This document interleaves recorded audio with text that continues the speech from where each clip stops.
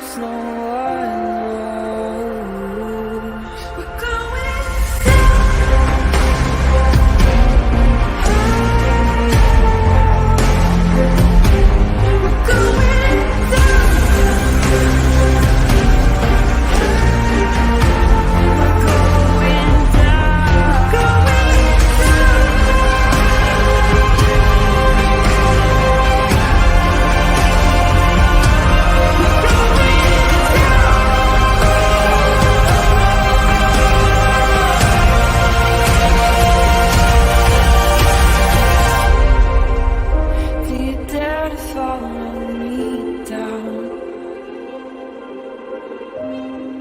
head into the unknown. Na, na, na, na, na, na, na.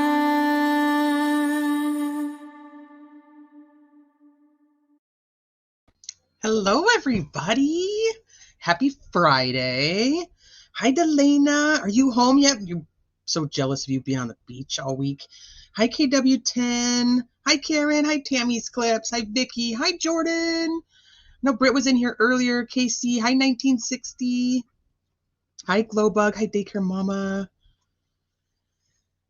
So I've been busy. And I know that I haven't been on here for like a week and a half. But so much is just, life is chaos at the moment. So TGIF. Hi, Dina. Hi, Monica. Hi, J.E. Everett. Hi, Lisa Lee. Hi, Salty C. Hi, Muscles and Mascara. Hi, Monica. Oh, thank you.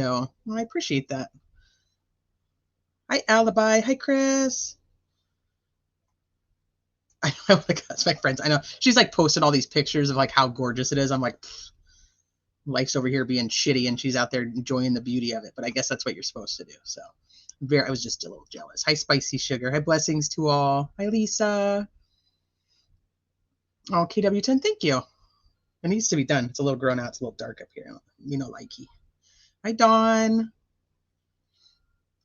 Oh, you guys that's so nice to me. Thank you. It's because it's not in a ponytail. It's down, which is, it might not last the whole live that way because I really don't like my hair down. It bugs me. It gets in my face and it's all curly and weird. Must admit, we have been following each other around the channels all day. It's been a day, man. It's been a day. Thank you, Tammy. So, wow, where do we even start? Well, so Michelle, I have not heard back from her. I'm hoping that she has Wi-Fi because she hasn't even checked her messages. So not sure what's going on with that. Hi, Elizabeth. Hi, T. So she said, hi, T. Kid is 1 pound up from 1 ounce. Aww.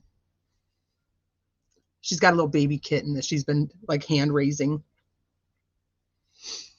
What was I saying? Oh, Michelle. So I haven't heard back from her. So I hope she's okay. And if she gets it like while we're live, I guess she'll just come up. Hi, Lolo. So May has been incredibly giving to us in the true crime world with some guilty verdicts. And we got another one today. So we have followed these 3 cases very closely. I followed them all 3 since the beginning. And we literally just got the 3rd guilty verdict today. All of them. All 3 of the cases, bada bing, bada boom. Hi, Mars. Oh, thank you, Lolo. I seem better this week. I do. So it depends on what minute you ask me. If you get me too much talking about it, then I'm probably going to have a breakdown. So it really just depends on what minute you ask. And it seems to be that the busier I am, the better I am. But once I'm like in bed, I don't want to get out. So I don't know. It's like a weird thing. I'm trying. I'm putting a lot of I have to actually put like effort into trying to get things done during the day. But I got 3 kids, I mean, they still need, all the love and all the things. So hi, Vanessa. Am I close to the West family, like physically or like, just like emotionally, like online? Which one do you mean, Jordan? Oh, thanks, Mars. It's always curly. It's been curly since I hit puberty. Like that's literally when it turned curly. I'll tell you guys a funny story.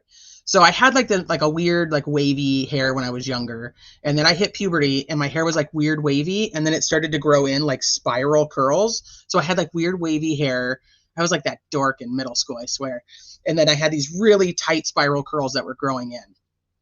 And I had bangs. So it was a nightmare because, I used to have the high bang. You got to hairspray the high bang up. And so when it turned curly, it was a disaster. So that's when I decided I was going to grow my hair out. And then it was super spirally curly until I started having kids. And then every kid I've had, my hair has gotten a little bit less curly. So it's like some of it's kind of spirally in like certain spots, and then some of it's kind of like just kind of like scraggly. I don't know. It just kind of is what it is. But most of the time I just keep it up in a ponytail. But these are, yeah, the color is fake, but the curls are God-given. Oh, damn, you really don't. You really don't. It's such a mess. That's what I'm trying to do, Glowbug. Yep. Yes, physically, I am not too far from them. I'm only about 3.5 hours from where that trial took place. It scared me with the verdict at the beginning, and I'm sorry, I'll zip it. No, you're good. I was getting nervous, and I kept telling myself, so we're talking about the West case. So the West case is what happened, what the guilty verdict came back today. There were 7 counts for Trezell and 7 counts for Jacqueline. And I kept telling myself, that's 14 counts that this jury has to go through and figure out, did Trezell play a part in it? Is he guilty? Did Jacqueline play a part in it? Is she guilty? And go each count at a time and discuss every single piece of evidence going down all the way. And I was like, okay, that's why they're taking a lot of time. So they went out for deliberation on Tuesday afternoon. And when they went home yesterday, the news outlets were only reporting that they had gone home and that they were going to be back at 11 a.m. today to continue deliberating. And then last night in the Facebook groups, the Vallow family was saying that the victim's advocate had reached out to them to ensure that they were going to be at court today at 11 and the verdict was going to be read.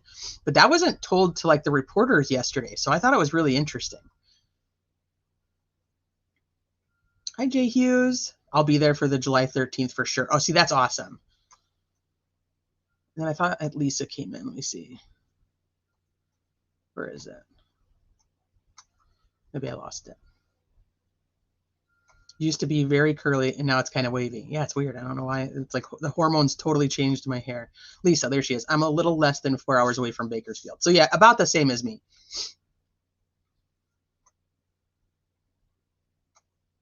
Hi, everybody coming in. It's a lot of counts. So we'll go through and we'll talk about each of them.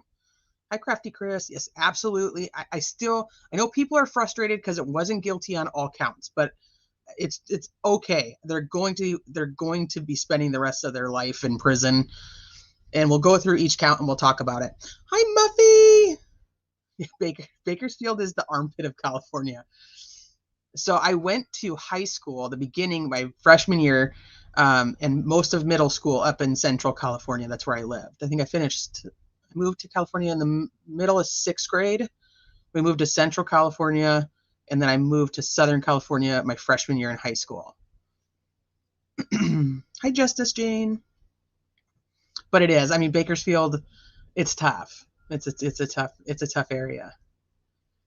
It's weird because it's like it wants to be like Southern California, but then it's still so Central California where people are like raising cows and everything. So California really could be like 3 completely different states: Southern, Middle, Central, and Northern. There's all so different.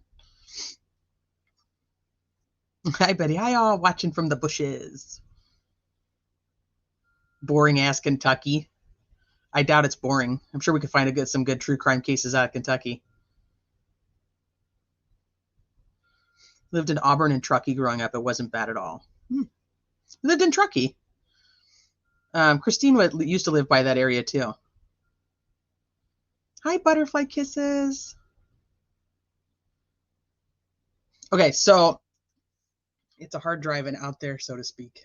Yeah. It never rains in Southern California. I'm singing for you.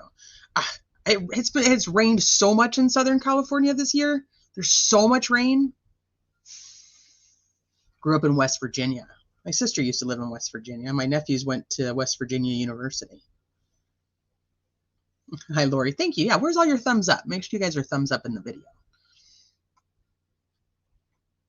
Okay, so let me pull up the counts. I posted them all. So even though there were 7 separate counts, they each had to be found guilty on those counts. So, but because they were found guilty on the same counts, I didn't like separate everything out. But we're going to go over it. I'll show you guys because they released the in-court video now instead of just the audio. But for count 1, it was the second-degree murder of Orrin West, and they were found guilty on that. And count 2 was involuntary manslaughter of Orrin West. And count 3 was child abuse of Orrin West. So you guys remember I was talking to you guys about all the things that the kids were saying was happening. Hi, Sleuth Mom. And thank you for covering. You covered today too. I appreciate that. It made it easy to be able to listen and kind of keep up with what was going on while I was doing all the things in life. So I appreciate you, Sleuth Mom, so much. I can't even tell you. I know. I need a beach. I need a beach. So second degree because, okay, let me back up. So we were talking about like some of the things that the kids were saying, the other children were saying, because they're 2 biological kids and the 2 adopted kids all had to testify. The main testimony actually came from obviously the oldest child, who was 10 at the time and 12 when he testified. And of course I do, Tammy. Of course I do. But most of the kids did testify about the discipline in the house. And then they had the ex-foster child who came in and also testified to some of the things that Jacqueline did for discipline in the house. That way, all of those children, including the ex-foster kid, all of them basically collectively said that there was child abuse taking place, and not even in a way that they were trying to like tell on their parents. It was almost like that's just how it was. We talked about that for Orrin and Orson, they chewed with their mouth open. And so Trezell and Jacqueline were blending their food and putting them in baby bottles, which absolutely explains the malnourishment. You know what? I actually saved a couple pictures that I was going to show you guys. Let me see. Let me pull these up real quick for you.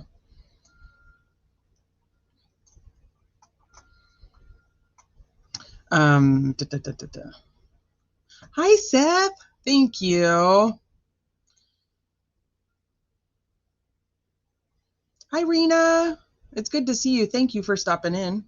I hope you had a good Mama's Day. Okay, I'm going to show you guys these real quick. So we talked about like the pictures of the boys, they looked like they were like emaciated, like they were not getting, they were very malnourished. And so these were the last known photos of Orson and Orrin, or Sincere and Classic. And I know people are like, they want me to call them Sincere and Classic, but like legally their names are Orrin and Orson. So I'm okay. You call them whatever you want to, because it's both their names in my opinion. But sadly that is their legal name at this point. So, and you can just look at his little face. And I know these are kind of dark, but these were the last known photos on July 25th of both of the boys. They're kind of blurry and dark, but hi, Shmeed.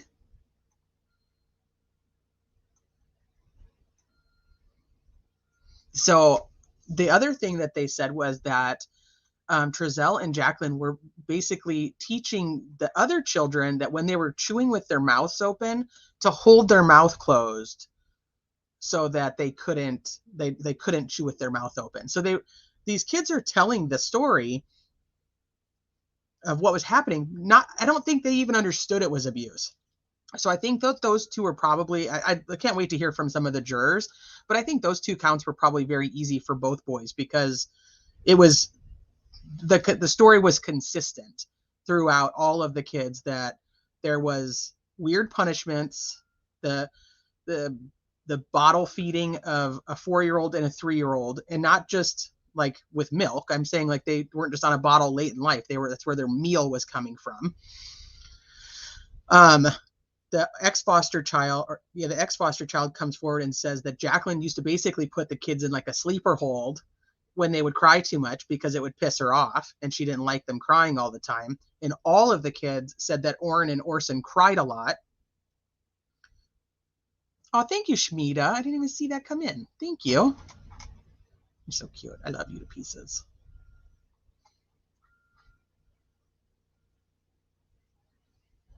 I know, it's sick. And I think it made me actually more upset knowing that they were teaching the other kids to abuse these kids, because you're perpetuating this generational abuse.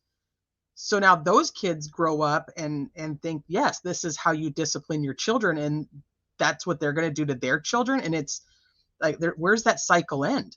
And the other thing I thought was interesting is we never were told much about the history of Trezell and Jacqueline throughout the whole trial. Like, even like when they put up their cross, it was only like 3 witnesses, and one of them was actually a prosecution's witness already. They didn't talk about like a type of a generational abuse that maybe they had endured, and so that's maybe some of these disciplines were what they thought was the right thing to do. Nobody said that.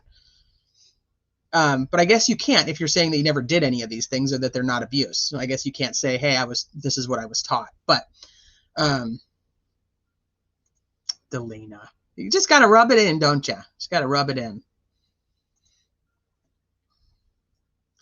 Yes, I think that's a huge part, is that you can tell by the size of their head, but you can just see in like their arms and stuff. And then I do have, did I save those? I might have just saved them on my phone.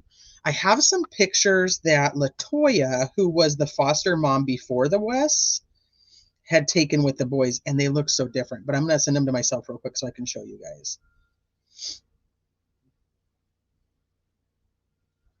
Let me find them. Oh, here they are.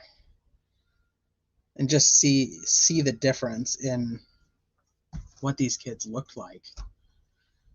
And it's no wonder that the Bio family was so concerned when they did start seeing pictures of like, wait a minute, these kids do look like they're being starved, because they didn't look like that before. I hope that she's okay that I share these. I think she'd be fine. She shared them publicly, so. And they're so dang cute.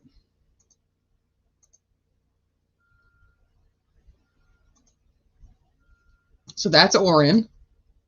This is Oren over here. And then that's another of Oren. And then that's Orson. Look at how cute he is. Oh, no teeth. And then that's, wait, hold on. Did I already pull that one up? I may have pulled that one. That's Orson. Maybe I didn't pull that one up yet. Yeah. So let me pull these forward, because I like these. These pictures show how healthy they were. Look at how cute they are. Let me see what you guys are saying in here. It's hard. I know. Hi, Maria. Hi, Justice Jane. Rest in peace, California West boys.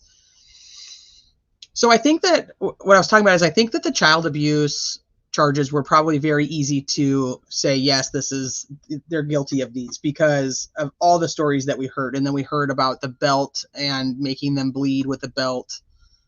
But the other kids were saying it like it was normal. So second degree murder of Oren West they went with second degree, in my assumption, because of the fact that there was no evidence of them premeditating anything that was wrong. From the stories that were told, it looks like something happened to Oren, and they basically let him pass away and didn't stop it, didn't prevent it. And it could have been due to the child abuse, but almost like separately. Hi, Alley Cat. Hey, totally fell asleep last night before you wanted me to come on. I'm here if you want me to pop up and talk about the doc for Letitia. Perfect. Okay, I'll let you know when we get there. Don't fall asleep. We're doing it earlier tonight, though, and we won't be on nearly as crazy long. Hi, AJ. Aw, lovely to see you guys. They were so happy with her. I know. And his little smile compared to every picture that we've seen of him after, where he just looks miserable. He never has a smile on his face again. And look at how happy he is. He just doesn't have, all the other pictures, he doesn't have that. Hi, Marshall. I know. Today is a great day for justice for our boys. It was amazing sitting there in the courtroom with massive supporters surrounding us. The verdicts were making me cry. I would have bawled. I almost cried just like listening. I couldn't imagine being there in the overwhelming amount. Let me see. The federal judge dismissed the $40 million lawsuit filed against the Kern County Department of Human Services and others by the California City Brothers. Oh, they did? That's, I got some choice words there. Without the son's testimony, they never would have been convicted. And so this is hard for me because now this kid has to grow up. And not to take away from like the other adopted kids, but like this is his mom and dad. He's now in the system. He's stuck in the system. He'll be stuck in the system for the rest of his life. He's 12. And I think most people know that that's not an age that typically gets adopted. He's got his biological brother, these two other brothers that, he was raised calling them brothers. The chances of all four of them staying together forever is also going to be hard. I don't know now that there's a conviction and the fact that Wanda and Philip testified, if possibly they would now consider giving them custody. I don't know if that would happen. I don't know what's going to happen to these other four boys. And that makes me very nervous because they're literally put into the same system that, in my opinion, failed these two boys. So now, the lady in the picture is this is Latoya. It's his first bio mom. Did I say his first bio mom? I said his first bio mom. That's not what I meant. His first foster mom before the Wests. I hate when I just randomly say stuff and then I'm like, wait a minute, that doesn't come out correctly at all. Yep. They asked that we pray for all of the boys, the bio and the adopted. They have lost their mother and father, evil as they are. Oh, Delana, thank you. He's in the system or with his grandma because I did not want Wanda to raise him. I believe she knew what they did, in my opinion. Is he in the system or with his grandma because I did not want Wanda to raise him? I believe she knows what they did. Do you? I wondered that before, Amanda. After listening to all the testimony with her and with her husband and the others, and and Trezelle's younger brother, I'm not 100% sold that she knew or that she was oblivious. Like, I shouldn't say oblivious. I don't want to say anything disrespectful, so please don't take it that way. But obviously, Orrin and Orson were a handful. I think everybody kind of testified that they did have a little bit of development issues. They did cry a lot. Well, no doubt they were probably crying all the time. They were starving. She probably doesn't know that. But then I'm wondering, well, maybe she didn't get to take care of them. I don't know. It's a tough call because I don't know if they just didn't like them. And so I think that Trezelle and Jacqueline thought nobody would care because nobody in the families really cared for the boys to begin with. And like I said, I don't mean any disrespect by that, but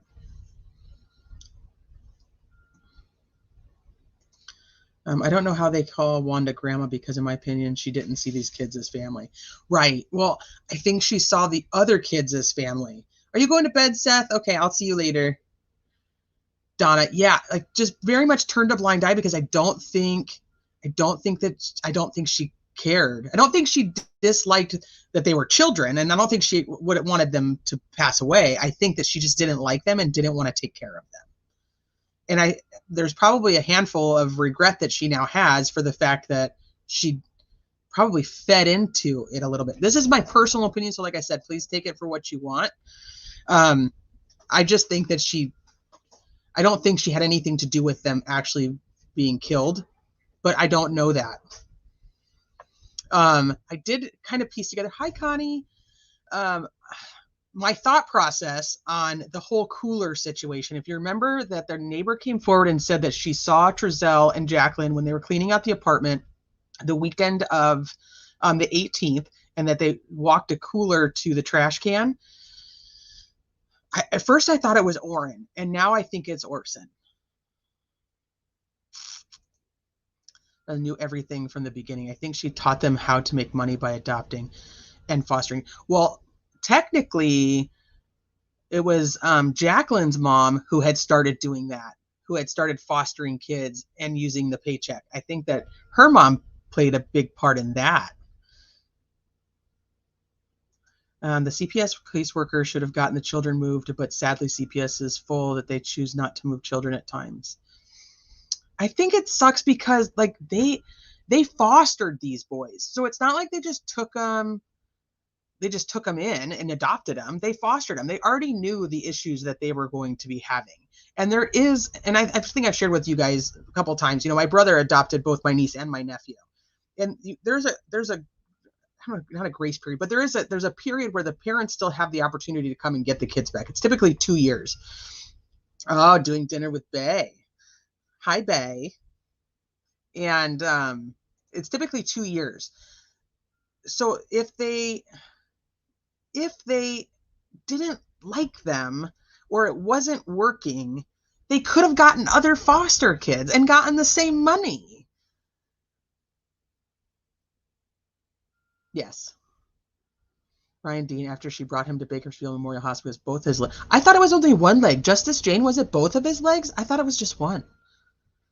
But the other hard part about that too is, wasn't it actually confirmed that his mom, that the bio mom wasn't actually in the house when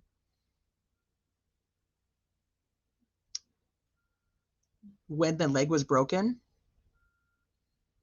So that's tough too. Adoption can be a beautiful thing if done by the right people. Yes, I mean, I have some, my nephew, they adopted him when he was 5. He just graduated high school yesterday.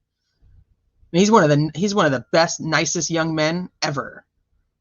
In the whole, I mean, of any kids I've ever met, he's just so respectful. He's so kind. It would pause the money coming in,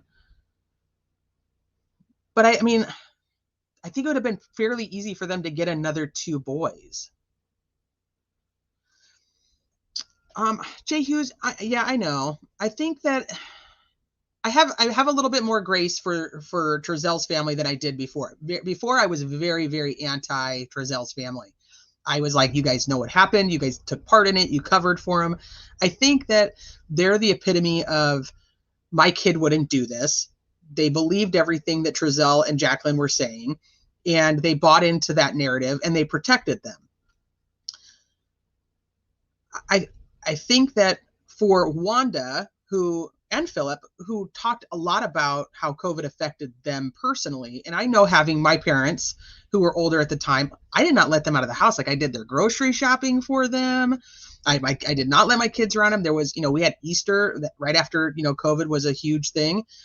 My parents were allowed to come over, and I had them stand on the sidewalk and watch the kids do like their Easter egg hunt. But I wouldn't let them, like, they couldn't touch them. Because I was nervous. I think we were all like, there was such an uncertainty there that it makes sense to me that she wasn't seeing all the kids all the time. But later, as things, started to unfold towards the end of 2020, I think we all kind of changed, because we all kind of started to understand it better. Most of us had COVID by that point. We knew, there was still a mask mandate, but we weren't, like, not everybody was dying. It was, there was people who were, higher risk were to stay away, so on and so forth. I think that there was a better understanding of it. But by that point, now you have Trezel and Jacqueline, who've now moved to California City. And during that weekend move, grandma's like, hey, I can't handle all 6 of the kids, especially with the little 2. So you're going to have to do something else with them. And they're like, yeah, no problem. We'll do something else with them. And Orrin's probably already gone. And so now they know that, what are they supposed to do with Orson? And I think the timing of this is why I believe this. So if she says, like, I don't want to watch these guys, they know that Orrin has already passed away a week and a half or whatever it was before at the apartment. Who's going to watch Orson and not ask where Orrin is? So who do you ask to watch just Orson? So the timing of the prosecution thinks that Orson was killed on September 17th, which would be the weekend, or the day before the weekend, of when Wanda comes to stay and watch the 4 older boys. I have the hiccups. I'm sorry, you guys.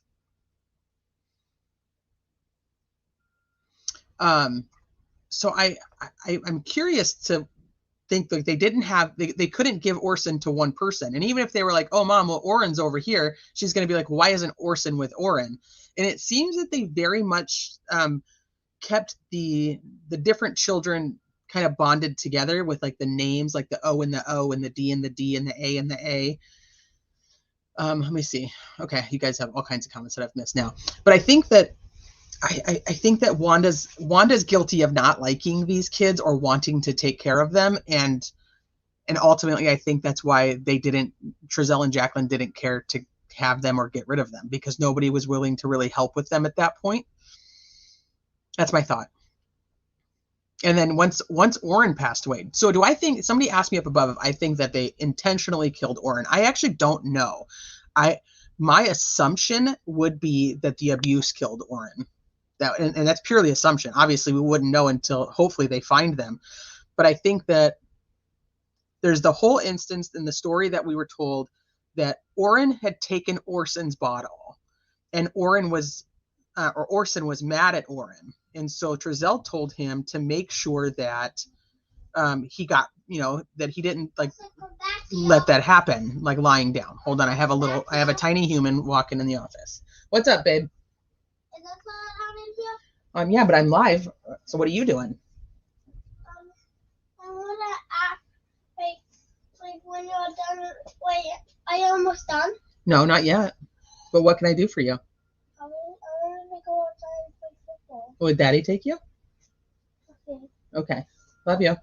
Bye. Bye. Do I take Elsa back? If she'll go with you, yeah, you can. Elsa. Sorry. Let me wait. Okay. Yeah, my tiny human. That's what I call him. He's like, I'm not a tiny human. I'm a teenager. I'm like, you're not a teenager. You're 6. What are you talking about? He's all, I'm a tiny teenager. Anyway, okay, so back to these boys. So Trezell had told Orson to basically not let Orrin take stuff from him, and that he needed to defend himself. And one of the boys testified that they told Orson to punch Orrin. Obviously, do I think Orson was strong enough to really hurt Orrin? No, but this goes with the whole thing. I think that they were teaching these other children to abuse each other. And you guys, that's my baby.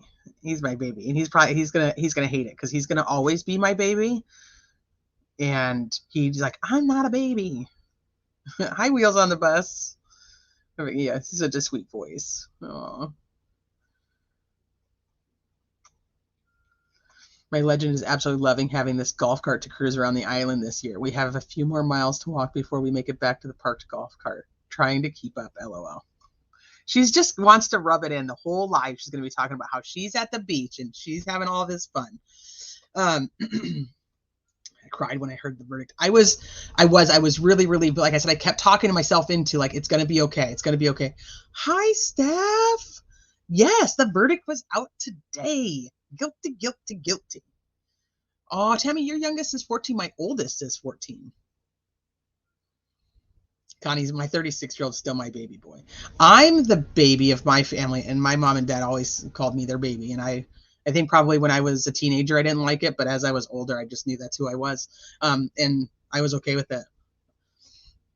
I don't think they both accidentally passed away. I don't. So I think that Orrin, and this, once again, this is totally my speculation. So you have to take it for that, because I have no facts to be able to say, well, look at his injuries. This is what it is. This is my thought process around the testimonies and the things that we know and heard.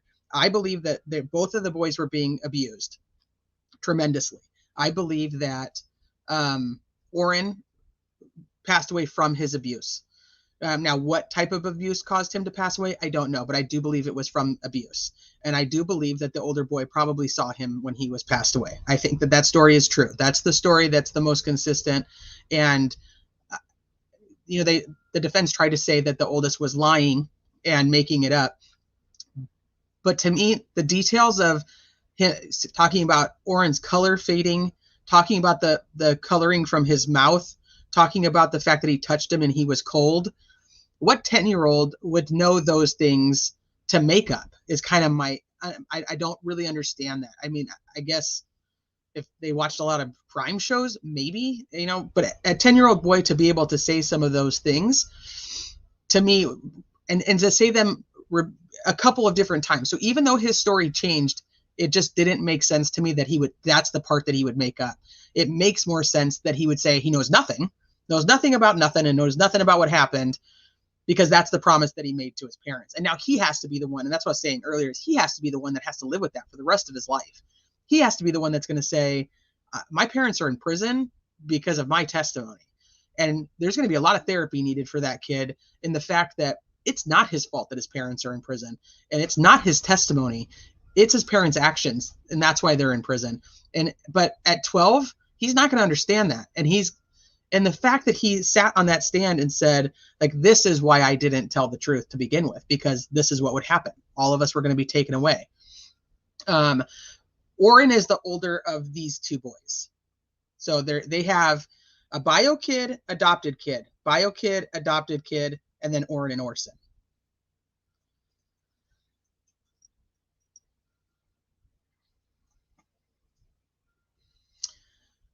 Yeah, I think I can't imagine making that up. That's kind of, yeah. So I think that that's the true story. I think that he saw him pass away, and I think it was due to abuse. Now Orson, on the other hand, so talk about Orson for a minute. So we know so they got found guilty on count 1, which was the 2nd-degree murder of Orrin West, because they could not prove premeditation or 1st-degree murder. It just wasn't going to happen with the testimony that they had, and without the bodies to show cause of death, there's just no way they were going to be able to do that. They got involuntary manslaughter of Orrin. Basically, you didn't do anything to help him. And according to the testimony, he was dying. The parents are like, hey, if we call for help, you guys are all going to get taken away. So they don't do anything to help him. So they get involuntary manslaughter. They get the child abuse. And then the 4th count ends up being a hung jury. And this is the one that's conspiracy to commit murder of Orson West. And this was the one that was very confusing during like the arrest affidavit. Which one passed away first? Orrin.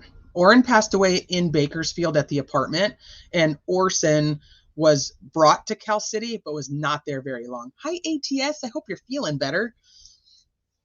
May 23rd. So where are the last 4 boys at? So the other 4 boys are currently in foster care at one foster home. Now, what happens now that there's a guilty verdict is going to be the big thing, because the West family, Trezel's parents and brothers, have wanted custody of them. And the younger brother even said that, oh man, this one broke me. This is when I was like, this is sad. The younger brother went and took all the classes required to be able to bring the other boys into his home. And when they were asked, like, why did you do that? And he was like, they're my family. Like, he wanted to raise them, so he went and took all the classes. So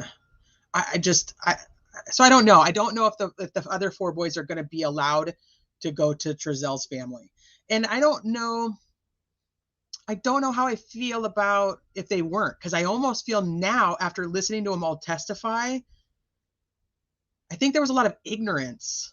I don't think there was necessarily I don't think there was necessarily malice. I just think there was a lot of ignorance. So that's how I feel. So count 4 was the conspiracy to commit murder of Orson West. The conspiracy here, most people, this is, I think, when Wanda got brought in a lot, was that people were thinking that she was conspiring with them to get rid of Orson.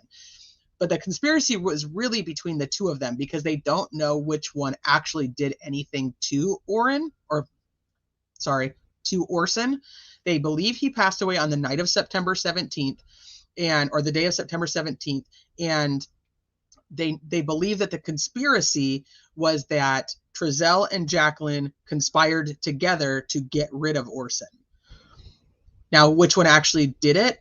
Nobody knows. Once again, we don't have the bodies, can't tell. So, but that one now, so conspiracy to commit murder is technically it's basically 1st degree. So if we look at like Lori Vallow Daybell, who just got convicted, she got convicted of conspiracy to commit murder, right? She still gets, it's 1st degree. It's planning. You're conspiring to do it. I don't know if there was any evidence, in my opinion, that I felt was presented at the trial that proved that they conspired to get rid of Orson. And most likely because they were conspiring verbally to each other, and nothing was being recorded or documented when it came to it. Now, could the jury have gotten and reached to that point? I believe so, but without looking at the jury forms, I think it would be very hard to say 100% that they could. So they ended up with a hung jury. I think this one was 8 guilty, 4 not guilty. And don't quote me on that, because that might be the other one. But because then 2nd degree murder of Orson West, Same concept. I do not believe that they were able to show any type of that this is what happened. Like they have no idea leading up to it. And with the fact that the one boy only says like he heard something hit, like a hard hit, but then later he changes the story to it sounded like possibly a shampoo bottle falling. Like that's what he correlated it to. I don't think they had enough for that, but they did get them on count 6, which was child abuse of Orson West. It goes back to all the child abuse I think we talked about. It's an easier conviction. And then count 7 is the false report of an emergency. That's actually probably the one that they were like, okay, that's obviously true. So during the couple days of deliberations, they did go to the judge and ask a few questions. And one of them was to look at the neighbor's surveillance footage. That's what they wanted. They wanted the transcripts of that, and they wanted the transcripts of the older boy's testimony. And I think that when they look at that surveillance footage and you just see that there's no boys there. I mean, we've all looked at, some of the surveillance and there's just no boys there. There's no boys. There's no children that are roaming around. You can see the shadow of the dog. You can see the shadows of Trezell. And one was 10-2. I don't know which charge. Okay, let me look it up real quick. And so both of those were hung. Yeah.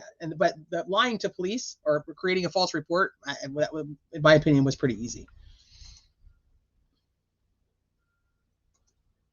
So I think that they would have found them guilty on the false reporting and the child abuse regardless.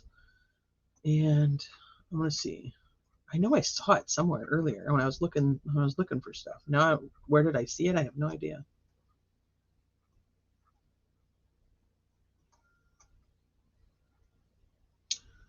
Dun, dun, dun, dun, dun.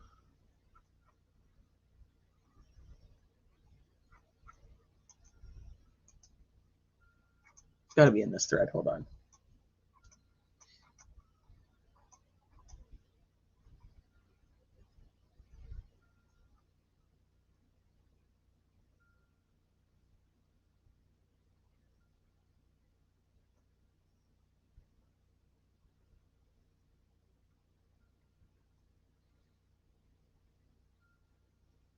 Okay, so the verdict on the 5 counts will be taken today, and the jury will be asked if there's anything further they could do to help them reach a verdict on the other 2 counts. If not, a mistrial will be declared. The jury comes in. Here it is. Okay, so on count 4, which is the conspiracy to commit murder of Orson, it's 8 guilty, 4 not guilty. On count 5, which is second-degree murder of Orson, it was 10 guilty, 2 not guilty. That's tough. I'm doing okay, Connie. I'm doing okay. It depends on what time of day and what day you ask, really. Right now, I'm doing okay. I'm happy to be talking to you guys and doing my best to kind of just keep up with this stuff. I will let you guys know that next week I will be gone. I'll be out of town for my dad's services. So I'll be headed out. So I won't be doing any lives. I might be back and do a Friday one. Now that football season is over, that's the second update. The football season is over. I'll be back to my Friday night lives that I was doing prior to football season. Okay, send it. Hi, Rich. Hello, everyone. All the legends are here, guilty of all charges. Oh, no. Will they be recharged? Okay, so what now happens is they're sentencing for both. Orson is the youngest. Orson is the little one. So these are both Orrin right here. This is Orson. Orson's the younger. July 13th, the sentencing will take place. Now, I started to go through, and maybe one of you guys already has, or I can look up and see if somebody else already has. To go through what all the maximum sentences are for each charge. But I know with the second-degree murder charge of Orrin, just Orrin himself, that one is 15 to life, depending on what the judge gives. So that's about as far as I had gotten because I didn't get the other ones. But I know the false reporting would get a little something. But it's going to be the child abuse. And then the other thing is I was going to look up, what I really wanted to look up was if they'd have to be concurrent or consecutive. Because if they're consecutive, then we're pretty much done anyway. Hi, Lucia. I know he's such a cutie pie. He's so cute. They're both really cute.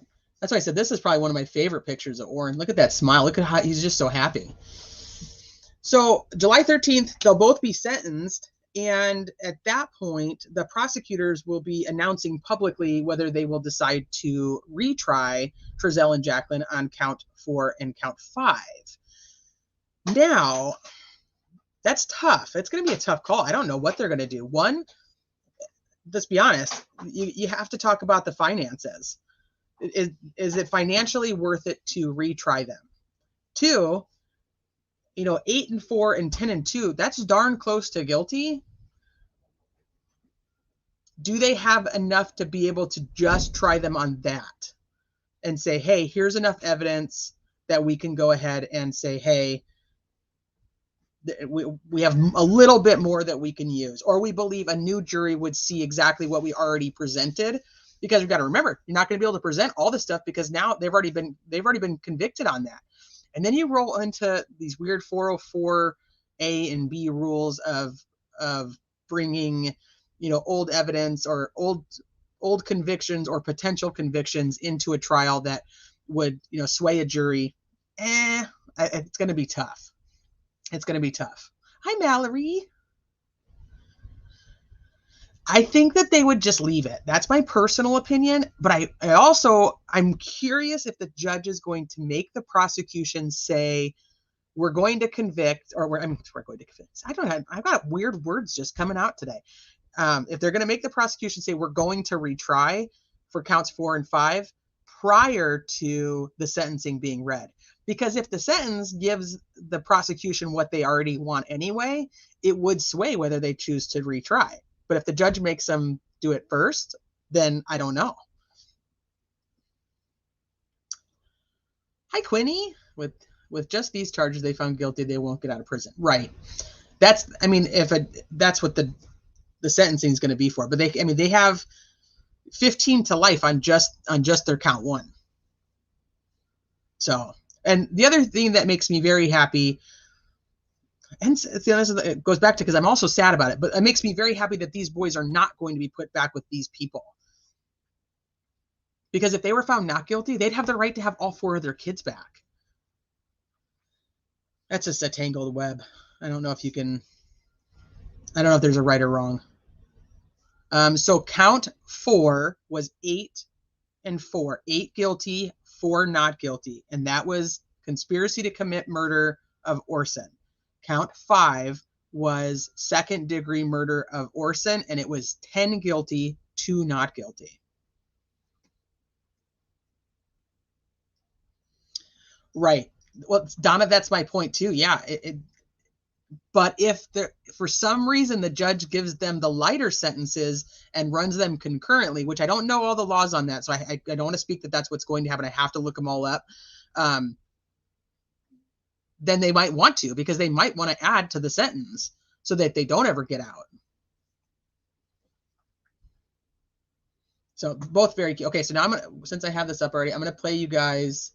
I want to play you guys because I want you to look at their faces. So reading it on like Twitter and stuff, you don't actually get to see their facial expressions, obviously, but in here you do. And even on the reporters on Twitter, they're like, they didn't really have any facial expressions, and I totally actually disagree. So I want you guys to see it. The people of the state of California. Can you guys hear it? Let me know if you can't hear it. Case BF 188340A. Verdict. Bakersfield, California, May 18, 2023. First count. We, the jury, impaneled to try the above entitled case, find the defendant, Trezell West, guilty of felony, to wit, murder in the second degree, in violation of Section 187, paren A of the Penal Code as charged in the first count of the indictment. Signed, foreperson. Second count. We, the jury, impaneled to try the above entitled case, find the defendant, Trezell West, guilty of felony, to wit, involuntary manslaughter, in violation of Section 192, paren B of the Penal Code as charged in the second count of the indictment. Signed, foreperson. Third count. We, the jury, impaneled to try the above entitled case, find the defendant, Trezell West, guilty of felony, to wit, willful cruelty to a child, in violation of Section 273A, paren A of the Penal Code as charged in the third count of the indictment. Signed, foreperson. Sixth count. We, the jury, impaneled to try the above entitled case, find the defendant, Trezell West, guilty of felony, to wit, willful cruelty to child, in violation of Section 273A, paren A of the Penal Code as charged in the sixth count of the indictment. Signed, foreperson. Seventh count. We, the jury, impaneled to try the above entitled case, find the defendant, Trezell West, guilty of misdemeanor, to wit, false report of an emergency, in violation of Section 148.3, paren A of the Penal Code as charged in the seventh count of the indictment. Signed, foreperson. Ladies and gentlemen of the jury, is this your true verdict as read? Yes, Your Honor. Mr. Smith, is there any reason why the court should not accept the verdict as to Mr. Trezell West? No, Your Honor. Mr. Hennessy? The court accepts the verdict. Would either counsel like the jury to be polled in regard to the verdicts for Trezell West? Yes, Your Honor. Okay, would you like me to do that per count? Or just as to the verdict?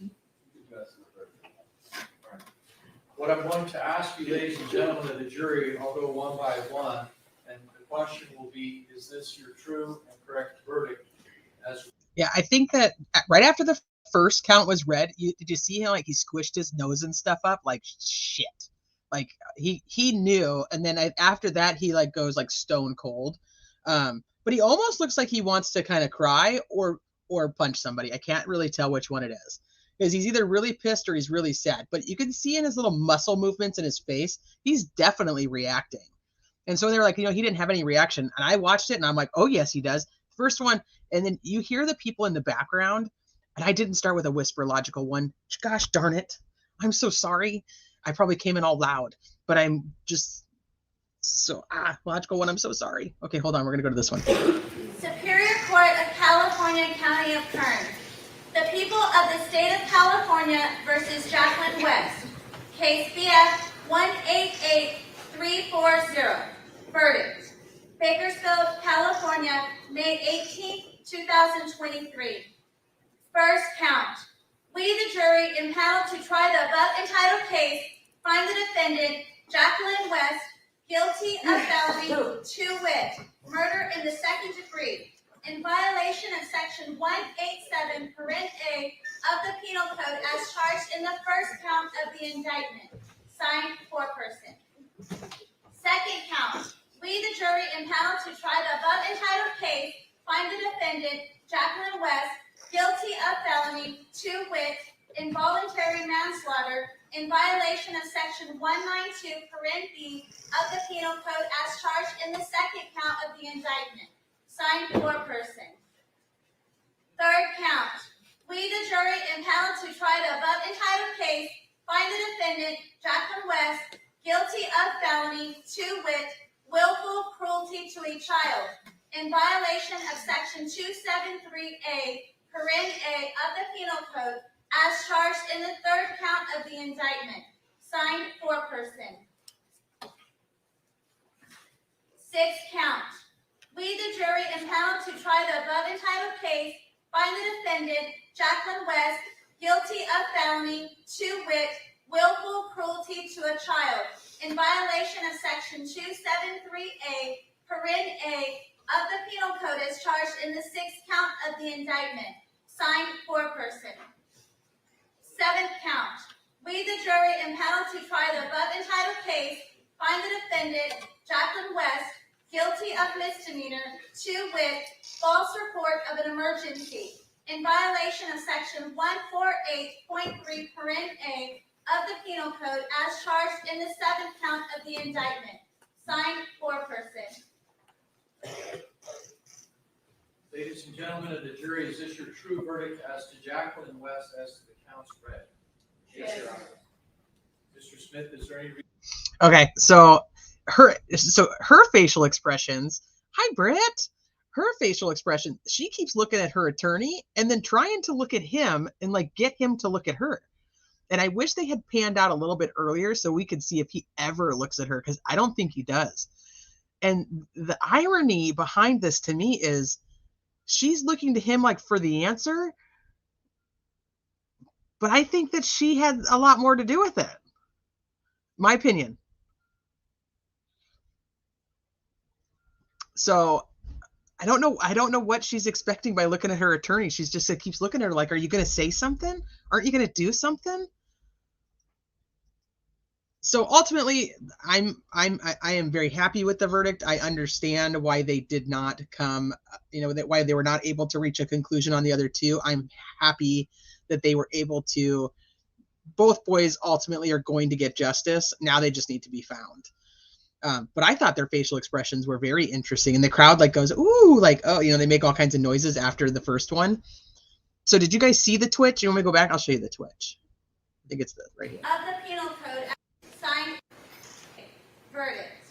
Bakersfield, California, May 18, 2023.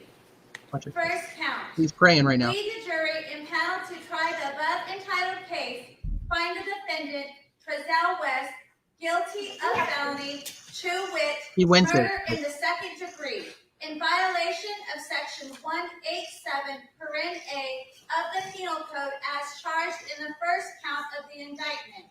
Signed. Yeah, I feel like he was saying a little prayer. So one of them is covering for the other one, or the only thing I can come up with is because of Oren, because somebody said above, I can't believe they didn't turn on each other. I don't know if they could, because if one of them, I don't know. I just don't know if they could. I think that they both had such involvement. But I mean, they'd always say, the first one that speaks is the one who gets the deal. I wish that one of them would have turned on the other simply because of the fact that then hopefully we would know where the boys are. But there's been a couple people who've gone live about this now that the verdict is up too. And I agree that I do think that the boys are most likely in a landfill, and I'm not sure they could be found. I'm not sure that there's a possibility to find them. Yeah, let's make a deal. Tell us where the boys are. Because they're not sentenced, I wonder, I don't believe they would ever be able to do any type of deal at this point, but it's possible. I mean, anything is possible.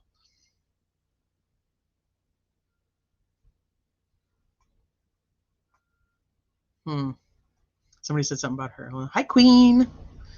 Hi, Thistle. I don't know if I got to say hi to you. Look, he has 8-10 Xanax beforehand. Yeah, the long blink. He's definitely, because he's praying. He's saying a little prayer. I think that she's more shocked. I think she's like, wait a minute, I don't understand. Somebody needs to help me. Somebody needs to explain this to me. I didn't do anything. I do, but because the cooler that they were carrying to the trash on the weekend of the September 18th, they both carried that cooler to the trash.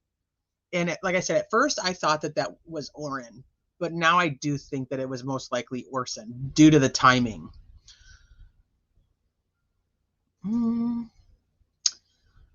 Well, the witnesses are all the same. It's more cost effective to try them together because the evidence is them together.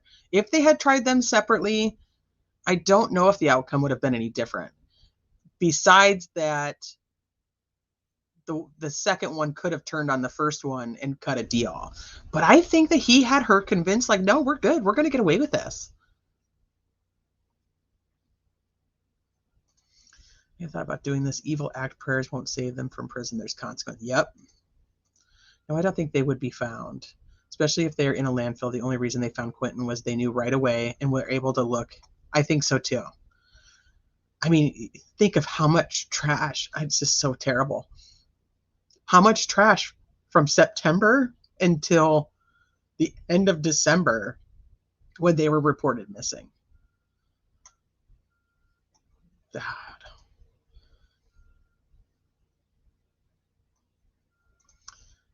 Let's see. Sorry if you answered this. Who do you think was the mastermind?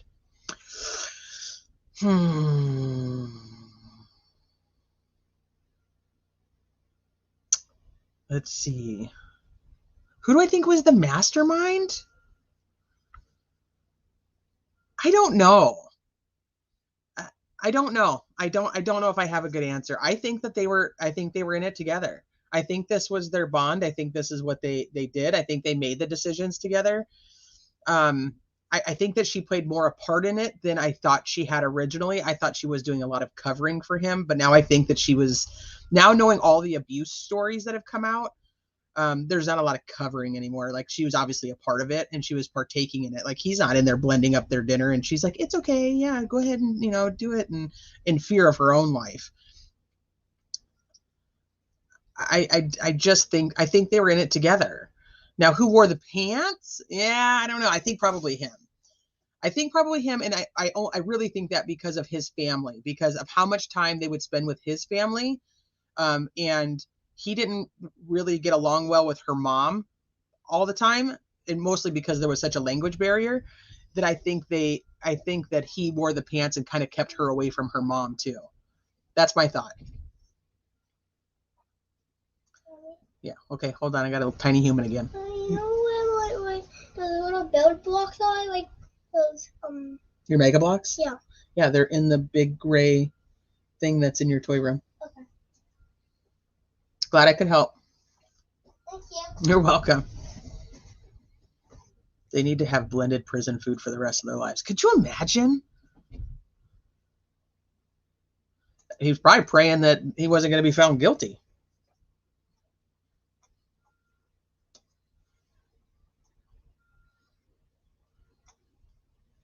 I just hope and pray the laws are changed within the CPS system so this doesn't happen again. I have so many thoughts on the CPS system in general. I feel like there's not changes that can be made. I really feel like that system needs to be totally wiped out and recreated from the beginning. It doesn't work the way that it's supposed to work, and I don't know if there's changes necessarily that can be made to make it work that way. It has to be completely revamped, and the laws have to be in place for, hold on. Your Mega Blocks? No, my Meta Block. Which blocks are you looking for, love? Wait, the little squares? The little colored squares? Yeah. Yeah, with are like the big Legos? No. No. Okay, then I guess I'm wrong. Which one? What are we looking for? It's like, this thing that I have at school. No, not really. You put them somewhere. Okay, can you describe them to me one more time, and then hopefully I can help you. You want to say hi to everybody? It's like different color, like squares. Like, your magnetic tiles? Those are in your room. okay, one. Yeah, in their box. I know what you're talking about now. Can you help me? I can't come and help you right this second. I think they're just at the end of your bed. At the end? Yeah, I think so. Okay. Yeah, I think it's so broken. It needs to be recreated. There needs to be new laws that are implemented on how the structure should be. And it's not even just like a state by state. It's like the whole thing. It's a disaster. It just doesn't do what it's supposed to. I've seen too many cases where the kids are taken that shouldn't be taken. Other kids aren't taken when they should be taken. It doesn't make sense. And I don't necessarily always blame the CPS workers. Sometimes I do think they're at fault. But from the research I've even looked at, it's like the amount of cases they're given, I don't know how you could do any justice to the amount of cases that they're given. It's like, like detectives in a small town. Like you can't just dogpile them with stuff. They don't have the resources to be able to actually do anything with it. So that's my thought. Yeah, I have to find them. He's like, can you find them? CPS and organizations that have a goal of reuniting families, but in my opinion, their goal should be to protect the children and to work in the best interest of the children. Right. I agree. And I know, like I said, I know that that's what it's specifically supposed to be designed for, but it doesn't work that way. And I also believe the same thing. And I don't think it's just our child services. It's our adult services too. It does not, it does not do justice for our kids or our senior citizens. So that's my thought. I think that there needs to be a lot more.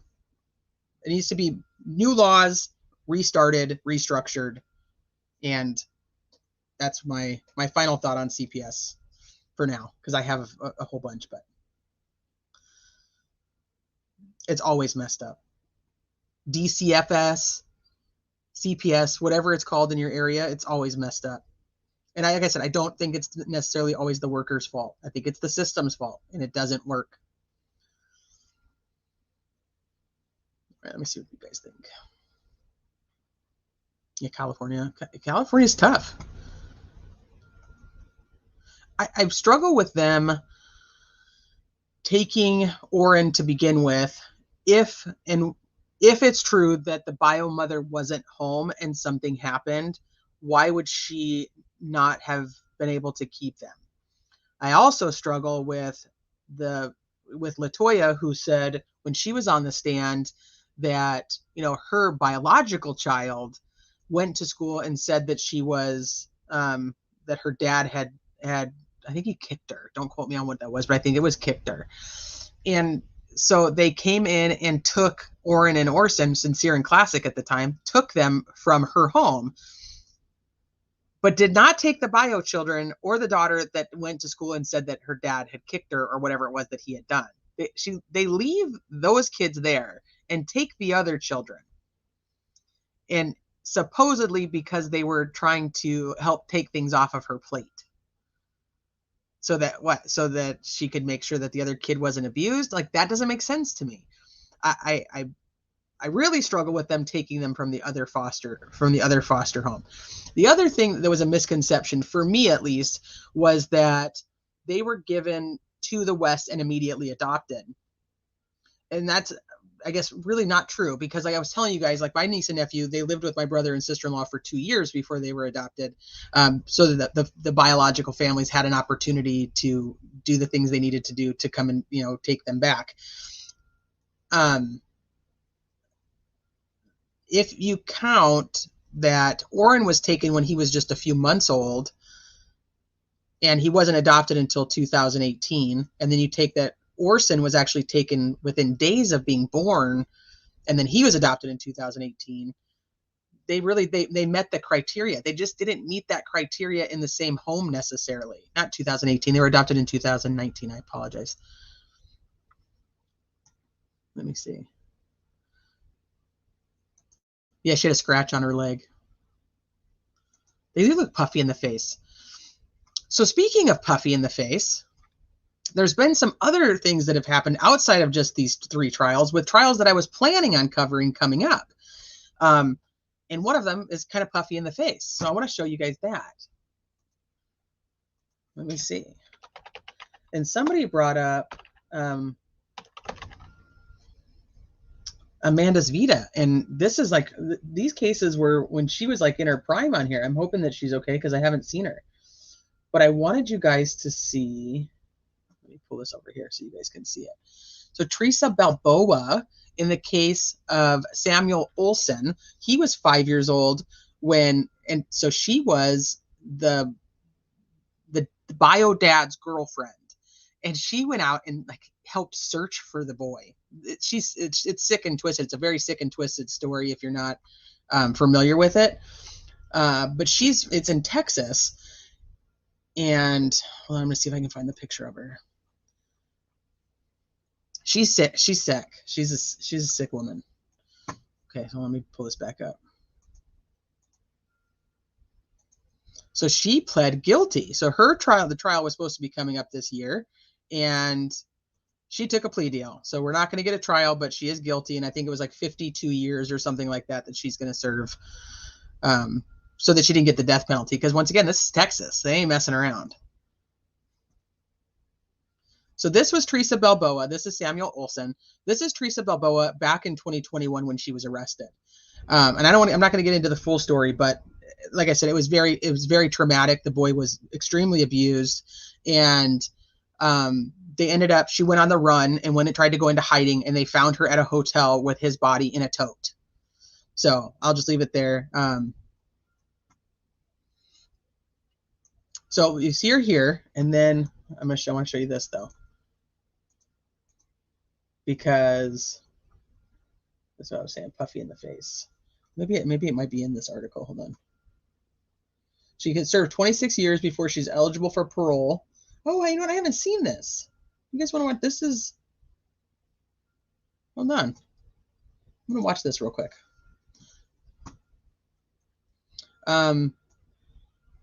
Samuel Olson's mom actually makes a statement. So this is now Teresa Balboa. This is where the whole puffy in the face thing came from. Because I was telling Christine, I was like, what do they feed these people in prison? This is crazy. We begin with breaking news at the Harris County Courthouse. Teresa Balboa has accepted a plea deal in connection to the death of 5-year-old Samuel Olson. Now, you may recall that little boy was killed in 2021 and his body discovered in a plastic container at a motel in Jasper. ABC 13 reporter Jeff Ealing is at the courthouse with more on the plea deal. I think, Jeff, a lot of people surprised to hear this. Well, it certainly was something that we didn't expect it was going to happen, certainly this quickly. We do know that Teresa Balboa was charged with capital murder. She could have faced the death penalty, but she will spend at least 26 years in prison before she is eligible for parole. She didn't say anything on her behalf, but Samuel Olson's mother did. In fact, a few moments ago, we were able to speak with her on camera. Here is what she had to say about what happened today in court. Today, she admitted to what she did for 52 years and the chance of parole in 26. My son did not even get 6 years of life, and she still gets a chance at one. This is not justice. Teresa Balboa pled guilty to the murder in order to keep her family from having to go through the trial, according to her. Prosecutors say it was in May of 2021 when Balboa killed 5-year-old Sam Olson and placed his body in a storage container, which later was found in a hotel in Jasper. Sam's mother, Sarah Olson, who you just heard from, did read an impact statement in court saying, quote, "You took my life. I can never have closure because of the state the body was returned in." Sam's paternal grandmother also referred to Balboa only as a monster during her impact statement. After the sentence was handed down, we spoke with victim advocates who have been working with the family over the last couple of years. A 5-year-old boy that really couldn't defend himself, couldn't run, couldn't scream, couldn't do anything. And to meet this type of horrific, cold-blooded, diabolical fate, it's just unfathomable. And she deserves never to breathe freer again. Samuel's father was also in court, but he actually had to leave before those victim impact statements could be read. He was visibly angry as he sat in court. His fists were clenched as he was sitting behind the attorneys. He appeared to be inconsolable, as you could imagine, over something like this happening over the death of his child. Meanwhile, Teresa Balboa agreed to a 52-year prison sentence, eligible for parole in about 26 years. Reporting live, Jeff Ealing, ABC 13, Eyewitness News. You know, Jeff, I'm curious about her demeanor throughout all of this. You said Teresa Balboa didn't say anything, but what did she look like? What was her demeanor? Well, she walked in, she sat down at the defense table. She basically had no expressions that we could tell. Her hair pretty much hid her face. So if she did have any visible expressions, it would be incredibly difficult for us to even see it. But no, she didn't offer any new information when the judge asked her if she wanted to say something on her own behalf, and only just said that she wanted to do this through her attorney, saying she wanted to do this to prevent her family from having to go through this trial that was scheduled to take place later in the summer, Melanie. So she didn't really have a whole lot of reaction. All right, such a tragic case. Thank you so much, Jeff. Well, we wanted to Jeez. She did not plead guilty so that her family did not have to go through this trial.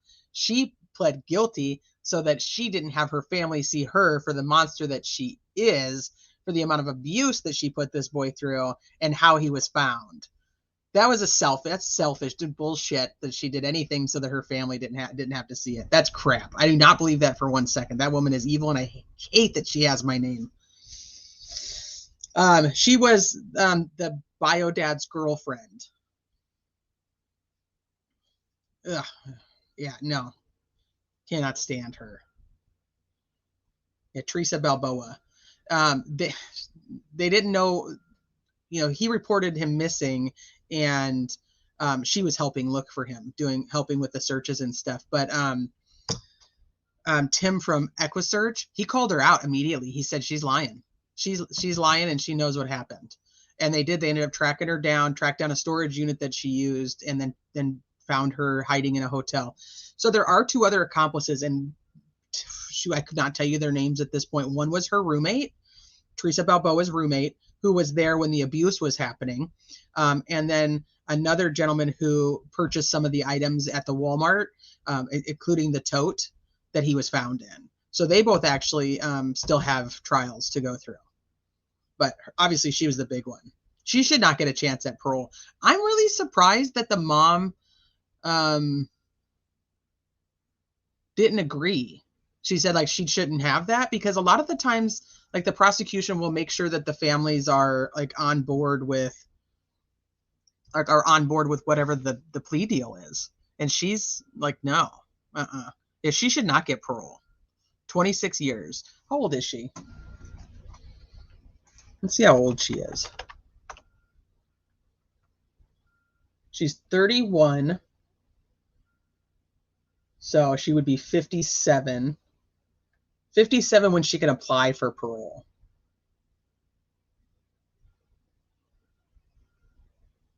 But it's probably also going to have time served. So probably 55 is what I would assume. I don't know. It was really weird because do you guys remember Heidi Broussard? And it was Megan Firamuska, her friend of like 26 years, who actually had kidnapped her and her baby Margot. And they were also in Texas, and she ballooned up really big. She got really heavy really fast in jail. Same area. I don't know, maybe same prison. I don't actually know, but I was just like, how does it's got to be like what Sleuth Mom was saying. Like maybe they were on drugs. I don't know if either were on drugs when they were arrested. I don't remember that ever coming out. And now they're not, and that's part of it. Because I just can't imagine that they're eating that good in prison. Yeah, so Megan Firamuska also pled guilty so that she didn't get the death penalty. This is one of the big things about the death penalty, and why even Michael Rourke in Colorado went and fought to keep the death penalty, because they use it as a bargaining chip to make it so that these murder cases don't go to trial. That was what they got Chris with, was, hey, no, Chris Watts, no death penalty. All right, he gets life in prison. Commissary junk food, but who's paying? Like, people are putting money on her stuff. Yeah, similar to Harmony Montgomery, Biomom hadn't seen him in years. She was, in my opinion, just as guilty as Dad and Teresa. I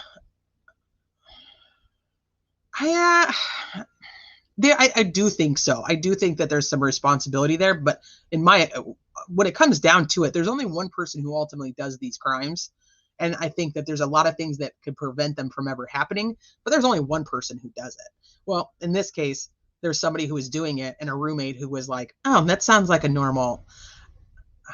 Maybe one day we'll have to just sit down and go live about Samuel's case, because it's horrendous. Like she had him locked in the bathroom, and the neighbors actually come forward and say they did hear him. They heard him in the bathroom. They just didn't know what they heard. It's terrible. It's terrible. That's what I'm saying. She did not plead guilty to spare her family from a trial. She was sparing herself from the embarrassment of what she had done, and didn't want anybody to know what kind of monster she was. Same as Chris Watts, same as Megan Firamuska. It comes, bottom line is, they don't want to die. They don't want the death penalty, but they don't care about it if they take somebody else's life or not. That's the bottom line. And that's how I feel about those people. They can rot in hell for all I care.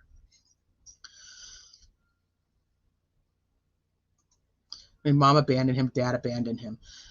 Yeah, well, that's what I'm saying. But like, I get where you're going. Yeah, I see it. There's definitely culpability, and I mean, some child abandonment stuff that happens. And in most of these cases, I do think there's a lot of signs that people see that things are wrong, and they don't step in and do anything because they don't believe that things are going to be as bad as they end up being. And then they have to look back and go, yeah, I did see this. I did see that. I don't remember what his cause of death was. I don't even know if we ever got to know that, to be honest with you. Let me look. Maybe somebody in chat will know. I know it was just abuse. Blunt trauma to the head.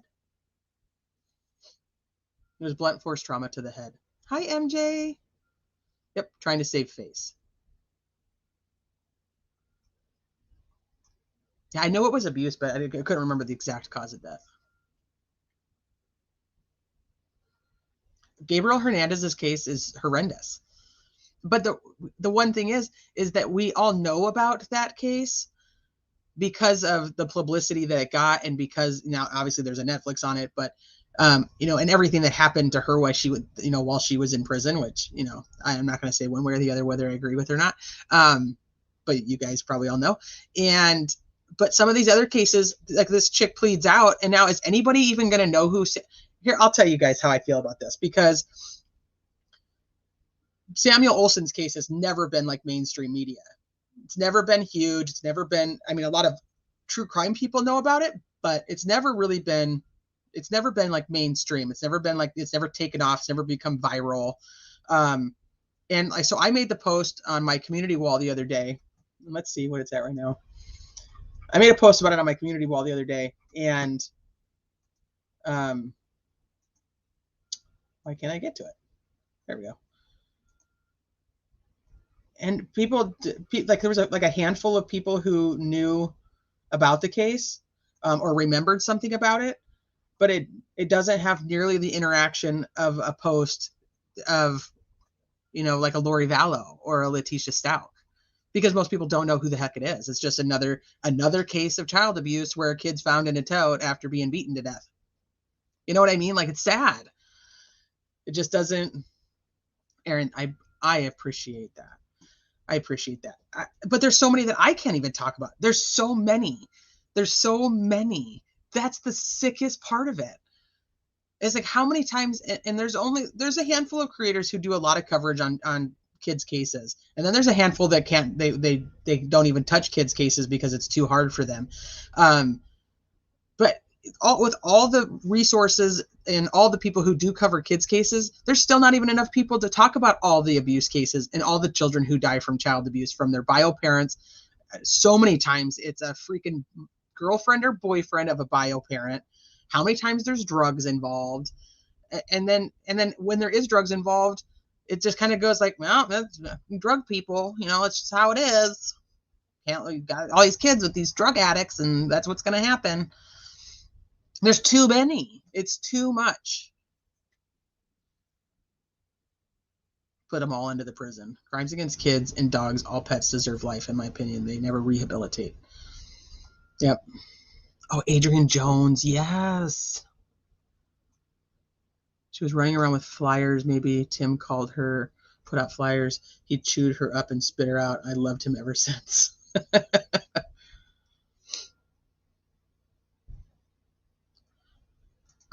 It's a tough one to watch. The Gabriel Hernandez documentary. It's a very tough one to watch. Oh, True Colors, thank you. How do I, those are just popping up on the top, and I don't see them in the chat ever. This is weird. Thank you so much, True Colors. I really appreciate that. I don't know why it's not in the chat, though. Thomas Valva, that's another one. We'd covered that case too. Thomas Valva, that case is horrendous. All those kids were abused. You know, and then two of them more so. The autistic boys were the most abused. And they refused to give them back to the bio mom who wanted them and could care for them because they believed the bio dad, and he was a police officer. So, I mean, things had to be perfect, right?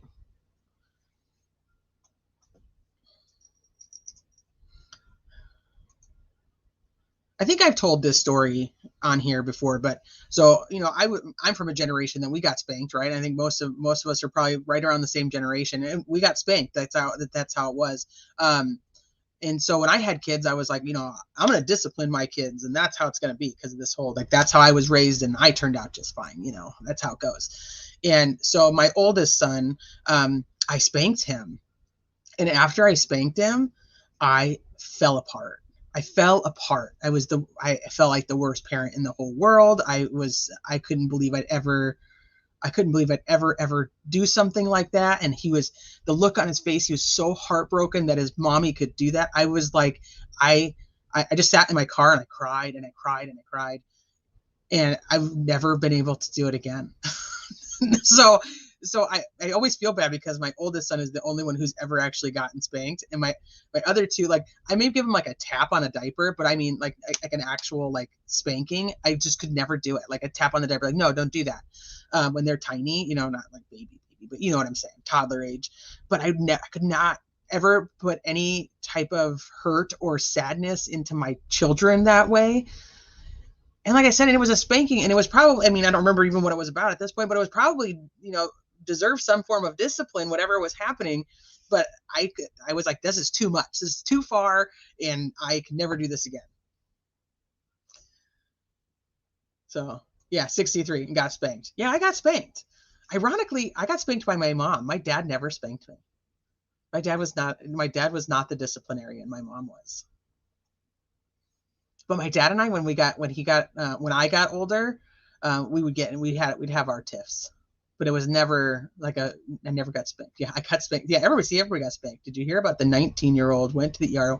Yes, Connie, I did. I watched the video of her in the hospital. I had to untwine the wire hanger. I got it with the wire hanger once. I ain't gonna lie. I can relate. I felt terrible. I know. So to ever think that these people could do this to these children, and I'm like, and I spanked one of my kids and had a meltdown. I don't know how they ever get this far. I don't know how they get this far. And this, I think, is where I just believe that there's just so much evil. So much evil. My cousin was in prison with the wife of the man that had the little girl for 18 years. She had 2 kids from him. He had them in his backyard. Is that JC Dugard? Which one is that one? I know what story you're talking about. Your cousin was in prison with him? That guy's a creeper. Oh, prison with the wife.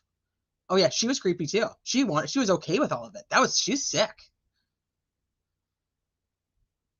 Orange Hot Wheel tracks? Well, I think that's different. See, it's funny because when I would like discipline my kids, and like I said, I don't spank them. So even when I'll take away like an electronic, or I make them go sit in the room or anything like that, my mom, she's such a sucker. She's like, Teresa, you know, didn't really mean to do it, and they're okay, and you should go talk to them. And I'm like, are you serious right now?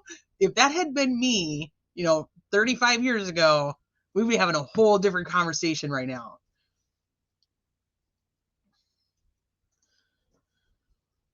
Yeah, that's literally it. That I had that whole meltdown. Used to leave. I had some welts.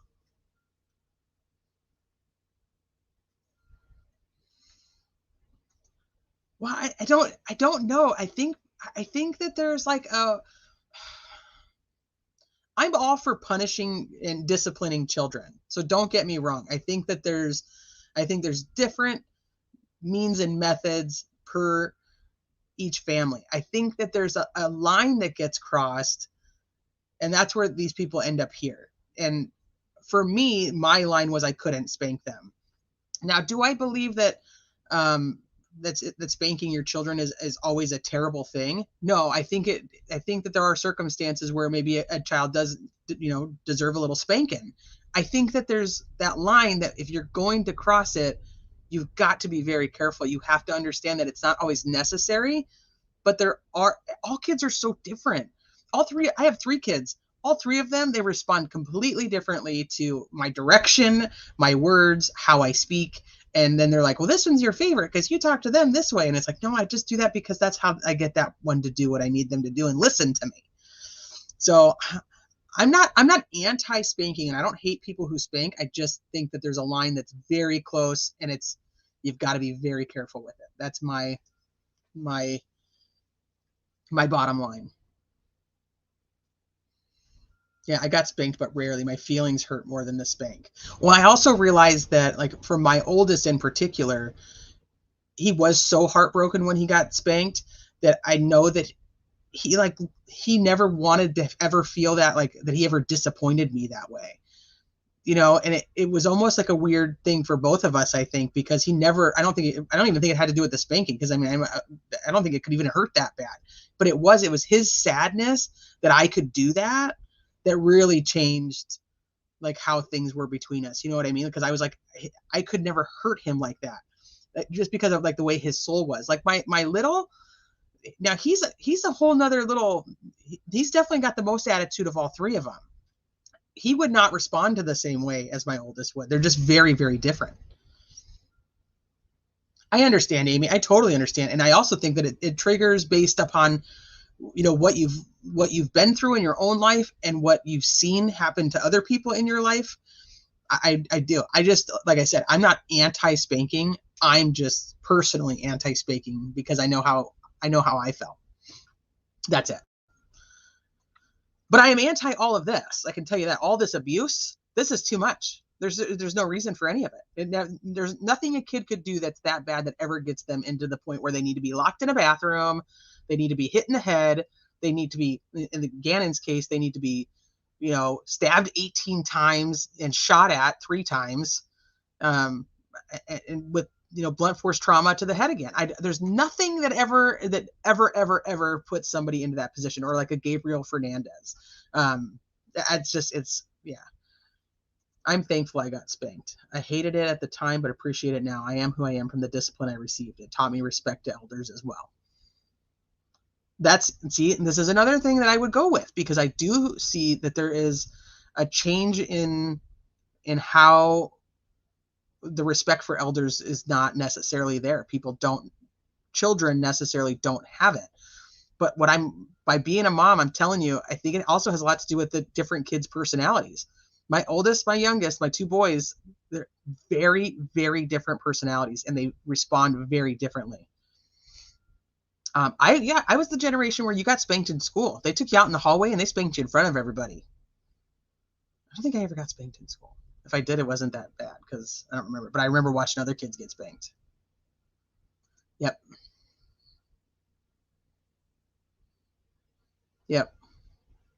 I agree. How did our parents do it to us without feeling bad? I didn't get spanked a lot. I was scared of my dad, so I was good. That's why I said my dad wasn't the disciplinarian. It was my mom. Ironic. Yeah, I'm okay that I got spanked. I'm not okay spanking. I don't know. That's why I'm like, to each their own, because I get it. Just make sure that you're aware of where the line is. So, let's see, what else we got? We got Lori Vallow, you guys. That one came up too. She got found guilty on all of it, and then she got indicted this last week. She got indicted on the, well, she didn't technically get indicted this last week. The indictment for Brandon Boudreaux, attempted murder, was released this week. She was actually indicted last year on it. So she's got an indictment in Arizona now for the conspiracy to commit murder on Charles, and she's got now an indictment on the conspiracy of attempted murder to take out Brandon. So I got to know, what do you guys think that Melanie P is not indicted yet? Or if she is, we don't know it.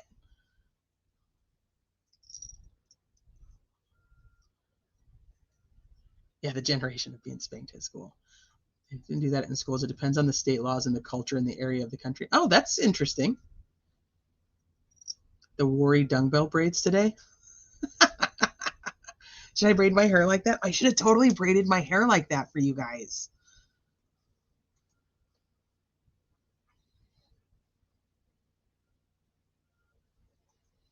Do you think so? Hi, Ashley.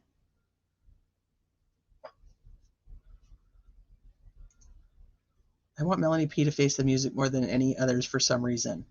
Well, with her own husband and the father of her children, I would hope that they're gonna be looking at her. Oh, thank you, Lolo. And it's TH, yeah. It's coming to you. Melanie isn't going to get off there, waiting on the right time. So this was a big question during the trial, that Melanie P was supposed to testify, and then only her husband, Ian Pulowski, ended up testifying, and they let her go back to Arizona. And a lot of people were like, why? Like, why did they let her go? Why didn't they make her testify? And I'm thinking they didn't make her testify because just of the indictment, or an indictment that's on its way. What do you guys think? I mean, if she was already indicted. So the difference with like Lori is Lori was indicted, and Lori obviously probably knows she was indicted by the grand jury, but they can't arrest her because she's already in jail in Idaho. So they have to wait now until after sentencing, and then they'll have her extradited down to Arizona for the other charges. But with, hi Tiffany, but with Melanie, she would be arrested. Hi Vanessa. I appreciate that. Thank you. I needed all of it. Audrey, both the Melanies and the Zulema. You think David too? I don't know how much I think David was involved.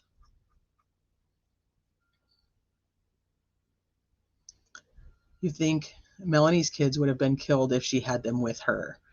I think that she was really trying to get those kids from her mother-in-law's house the night that they have the body cam that's released. Hi, Punksy. The body cam is released. I think that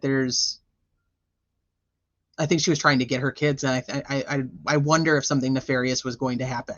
Why would Alex be driving her there? Why would Alex drive her to get her kids after two of them were deemed dark? I don't know. That's kind of iffy to me. But now she has visitation and stuff with the kids. Well, I think that Brandon saved his children's life and his own by taking off and hiding. You don't think he knew either? I don't know. Yeah. You think that he did know? You think I don't know how much he knew. I don't think that he was in the know. Ian's the one that kind of weirds me out, because I think that he was told everything. And the reason I think that is based on his own words, that he went to the police because he married Melanie, and the morning after, she told him everything. And then his daughter, he couldn't find his own daughter for 15 minutes. They found her ultimately hiding behind one of the curtains in the room, but his first instinct was that something happened. Now, why would he think that something happened to his kid after Melanie told him everything and it not be about the kids? That makes no sense to me. Hi, C-Dub. Yeah, he was told and ultimately decided to stay. Right. Well, thank you. I actually don't have any more sun than I normally do. I think it's just the lighting with the shirt. That's all I think it is. I haven't been in the sun. It's been not very sunny. Maybe I'm just getting Delina's tan because she's been at the beach. Just got home from the Springs. I was in Arizona and Justin Lum on the news. Arizona can't wait to get Rory extradited. I saw him talking to I think it was the district attorney. Yeah, both of Melanie's are very weird. So I was listening to, I don't know if you guys listened to, her channel name is now Allegedly Innocent, but it's Jewels of Thought. She had some really good insight into Melanie P. And just like, because she kind of she tries to get like in the head and figure out like from the lifetime of crazy and abuse and whatnot, like how do you end up here kind of thing. And I just always appreciate her insight. So she was talking about Melanie P and Ian and just like how odd the whole situation is. But she was talking about like why, about Ian staying. Like why did he stay? Was it arranged for them to be married? Because they try to say they met on a dating app, but then they lived across the street from each other.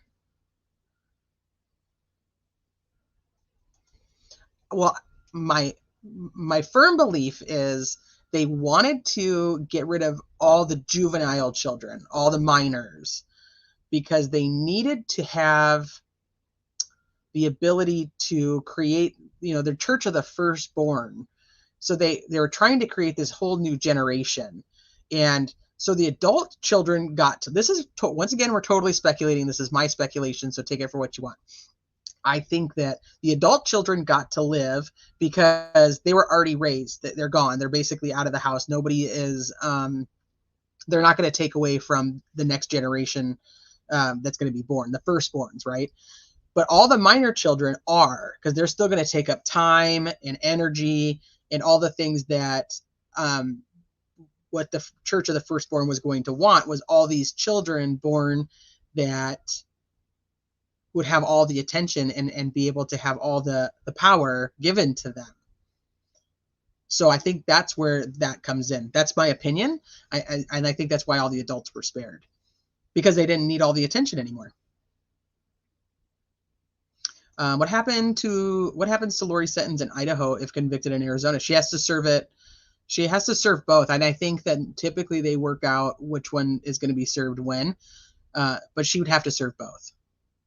But I do believe in Arizona with, let me double check, but somebody might tell me if I'm wrong. Conspiracy to commit murder in Arizona is, they still have the death penalty, but I don't think that they have decided if they're going for that or not. Conspiracy to commit murder in Arizona, death penalty.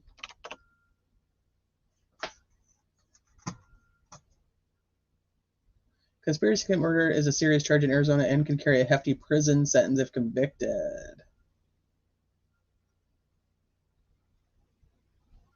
Convicted of first-degree murder.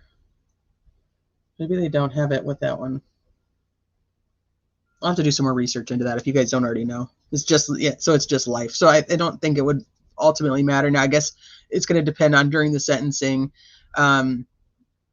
If she was found guilty in Arizona and then during the sentencing in Arizona, is it going to run concurrent with the life sentences that she already has, or is it going to run consecutive? And if it's consecutive, then who gets her first? Most likely Idaho, because Idaho found her guilty first. But they can work all that out. Suitcase murder is in July 20. I'll pull it up real quick. I actually have the list of trials up right now because I was updating them earlier. Suitcase, July 24th, 2023.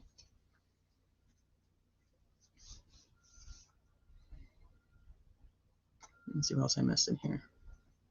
Yeah, so Ian and Melanie P have a firstborn. So so I was telling you about Jules. So she was saying that when Ian asked for permission to marry Melanie P, he actually asked Lori and Chad's permission if they could get married. And they'd only known each other for like 2 weeks, if even. Why would he, if he doesn't know Chad and he doesn't know Lori, why would he care about their permission? Is it because of how much Melanie thought of them? That he doesn't ask her actual dad, and obviously her mom had passed away. Why would he ask Chad and Lori for permission to marry Melanie P, or B at the time? Hi, Amy. I found it so weird. I was like, that doesn't make any sense. So that's what I was talking about with Jules. But I think that now they had their firstborn. So the other thing is, if you talk about Ian is a cult member, I hate to believe that, because he saw through all of it and he went to the cops and he did the right thing, but then he stayed. But I think he stayed. Was she pregnant at the time? Did he stay because she was pregnant and he didn't want to go through another divorce? But I mean, he could have got that thing annulled. I'd have to look at the timing and see if she was pregnant like how soon she got pregnant after that. I was talking about this the other day. I was actually thinking, I think I was saying something to ATS News. I was like, wait a minute. How in the world is his ex-wife okay with her children going to the home with Melanie P? But he did it to get info because he knew they were bad. He knew something was wrong with everything that he had been told. Bye, Aaron. Thank you for staying and hanging out. Chad is the father. But would he have been the father? So he would have been the father to Melanie P, because he's obviously not Ian's father at the time, right? But I guess he's asking her, quote unquote, father. Oh, it's okay, Jeanette. I see Star.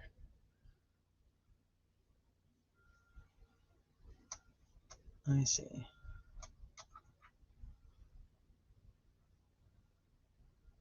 Yeah, I don't know. I find it very odd that Ian would stay. I'm wondering if she was pregnant. So I did look up, and so he did live across the street from her. He lived in an apartment. So apparently there's a bunch of apartment complexes and townhouses that are all in that area where the townhouse was that Lori lived in, and then Alex lived in one, and Melanie P lived in the other one. There was apartment complexes all around that whole area, and he lived in another one. Hi, Allie. Hi, Carol. Oh, thanks, Jeanette. I think my shirt is making everything very bright in here, though. And I think that's what's making me look like I've been in the sun, because I really haven't been. I think it's just got to be the weird lighting with the shirt. I don't know. Maybe.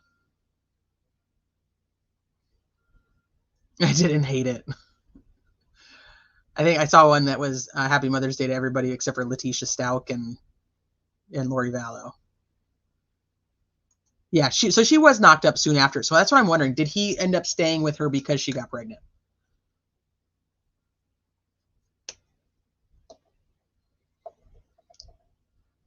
Wonder if she did Chad's makeover. His hair in that pulpit. Well, no, he was doing what was he doing? What was the workout he was doing? It was Lori's. It was whatever Lori's name was. The Lolly. No, it wasn't their Lolly Time one. Which one was it? Why can't I think of that?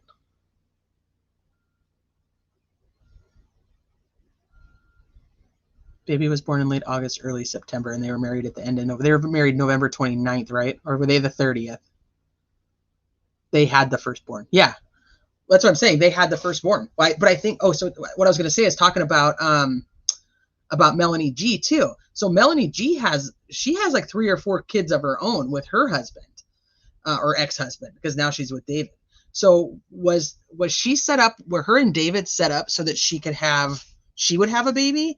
Because it's weird. You got Melanie, who's now divorced, Melanie P, married, divorced, marries Ian. Melanie G, she got divorced 2019 and meets David, and then now is married to David. Then you've got Zulema and Alex, and they get married. She has an older child, once again an adult. I think he was 21 at the time that Alex died, and so he could stay alive, right? Because he's not a minor. But she doesn't even tell him she married Alex. She's too old. Is she though? I mean, let me see. Let's see if she's too old.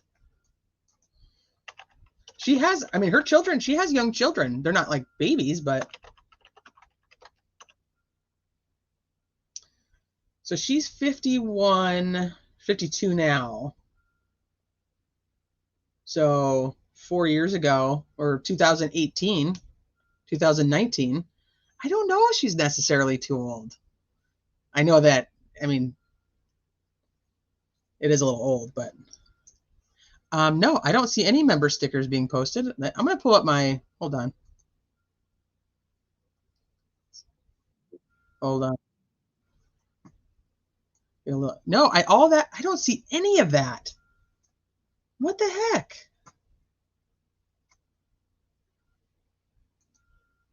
Well, now it's catching up. Give it a second. Oh, no. Oh, thank you, Jane Doe.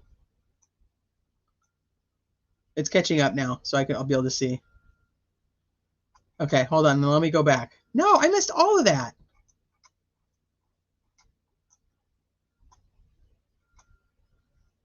Oh, look at Britt, 8 months. Oh, I love you too. Man, I miss all the good stuff. Apparently, I just have to keep one StreamYard needs to actually get on the ball and put this stuff together so we can actually see it. And Diane's went for 3 months and KW10. Aww. Thank you. And True Colors, you gave more money? I didn't see that one come through either. You gave me a super sticker. Thank you. Aww. Thank you, guys. I love you guys. No, his workout. Chad's workout. Let me see. Chad workout. What was it called? He had a name for it that he was doing this workout, but it was her workout. Gosh, what was it? Somebody in chat has to remember what it's called. I think I got you beat, Britt. I think I had 9 months when I did my member sticker the other day. I do that too. I throw you guys on when I'm in the shower and I listen. But I can't do one. I try to do one that I'm behind on chat because otherwise I'll just comment all the time. Was it the Elena workout? Lily. The Lily time workout. It was the Lily time workout. Because remember she was Elena and she was Lily and he was James and somebody else. I can't remember his name right now either. He worked out. It didn't look like it. Well, because when they went to Hawaii, he said that he was going to do this Lily time workout, and that's when he was going to, and he wanted to grow his hair out.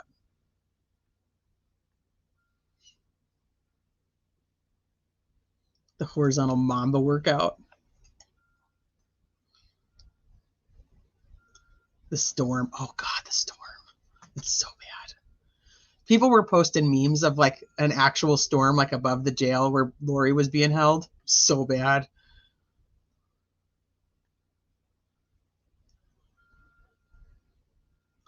Ashley, I think Alex actually just posted something about that, and I don't know much about it.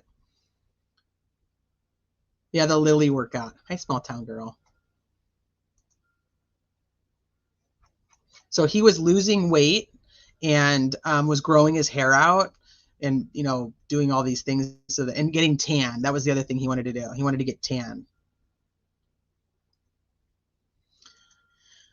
I do think, C-Dub, I think that she had more, in my opinion, and I'm so not a professional when it comes to that, but I think that she would have had a better chance than Letitia Stauch did.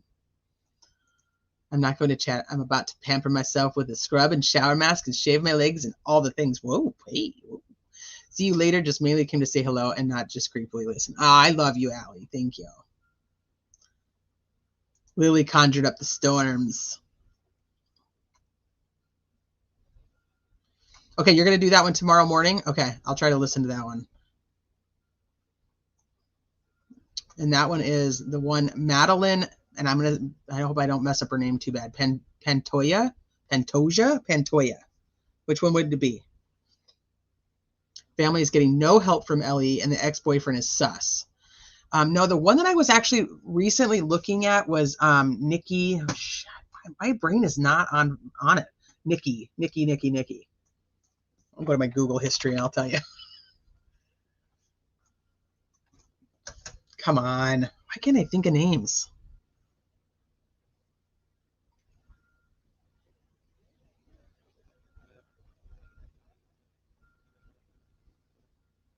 I feel like my brain is too full of just stuff and crap.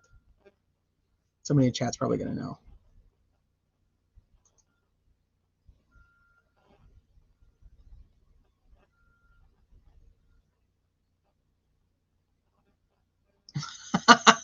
Hold on, let me go back to my live. I want to see 1960s comment. Been watching you since being in the car. Back in the day. It's because I was a helicopter mom. That's so funny. Back in the day of the car. I did. I set my phone up on the steering wheel. Made it easy. Now look at how far we've come. Let's see. Nikki Cunningham, Nikki Alcaraz. Have you guys heard of that one? This one's kind of weird, and she may actually be somewhere in my neck of the woods. This is what I was kind of looking at last week a little bit. Nikki Michelle Alcaraz. Let me see if I can show you guys. Nope. So she was traveling from Tennessee with her boyfriend, and then at some point in New Mexico, he like beat the crap out of her, and she had like all these pics of all these bruises all over her. Vanessa, you remember the car days? I lived for your segments, T. Oh, Bray, you're so funny. Back in the day. Yeah, so I was kind of looking at this. There's a couple members in the Facebook group that were like, you got to look into this. And it's definitely weird, but it's too hard to follow. When I was doing, I had too much going on. So it's too hard for me to like actually follow and keep up with everything. So I don't know if anybody's actually covered it yet or not. But there's a supposed sighting in like Oceanside, California. So let me look. I'm looking at the most current. I'm confident I saw this Jeep in Prescott, Arizona. And it's like all over the place. And then the cell phones were dead. The family says, like, I don't know what to do. I'm taking her daughter. I did, Brittany. You're so funny. Those Summer Wells interviews, I did them in my car while sitting outside of gymnastics, making sure my daughter didn't have any creepers looking at her. And now she's like, I'm too old. You don't need to sit out here and like watch me. It's weird, Mom. And I'm like, whatever.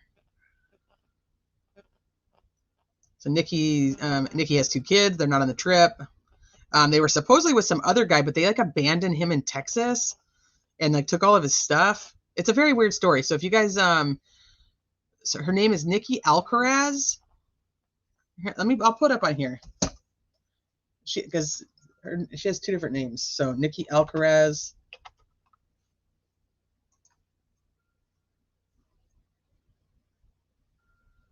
Oh, it looks like there's a few on YouTube talking about it. Let me see.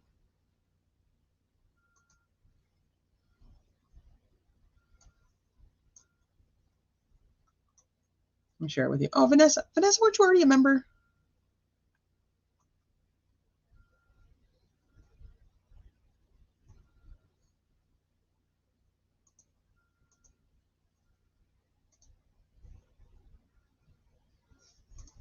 Let's see. Oh, I'm trying to get this up so you guys can see it. And like I said, I haven't been able to do like a ton of research. It's just something I was kind of following along with. So let's see. Dozen since he retired. No Cleveland. Jim Brown died.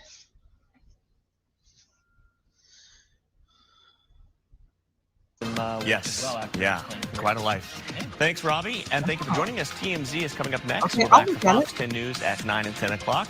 Hope to see you then. Have a great night.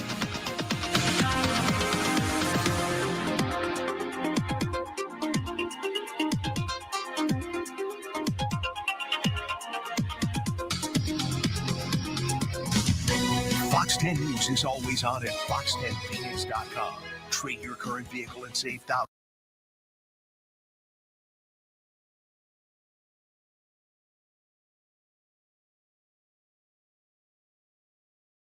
Dealer Little Prices.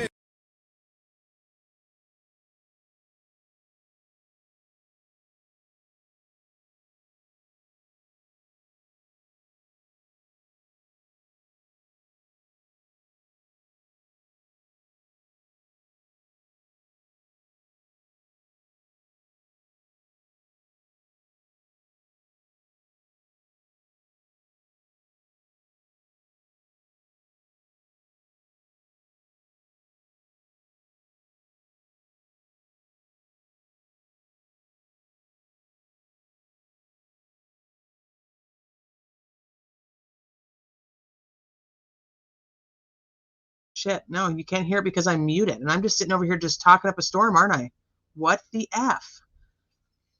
So bad. It is commercials, so I was talking to you guys where the commercials were playing.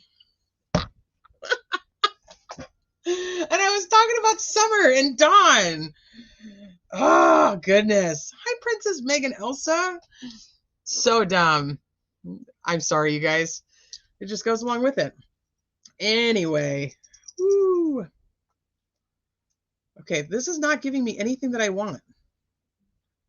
I was trying to talk to you guys while the commercial played so I could get the scoop on the thing from Nikki. For Nikki. But it's not coming. Hold on. I'll just read it. Oh, maybe. Connect with Flex, one-stop shop. Let's see if this one will do it.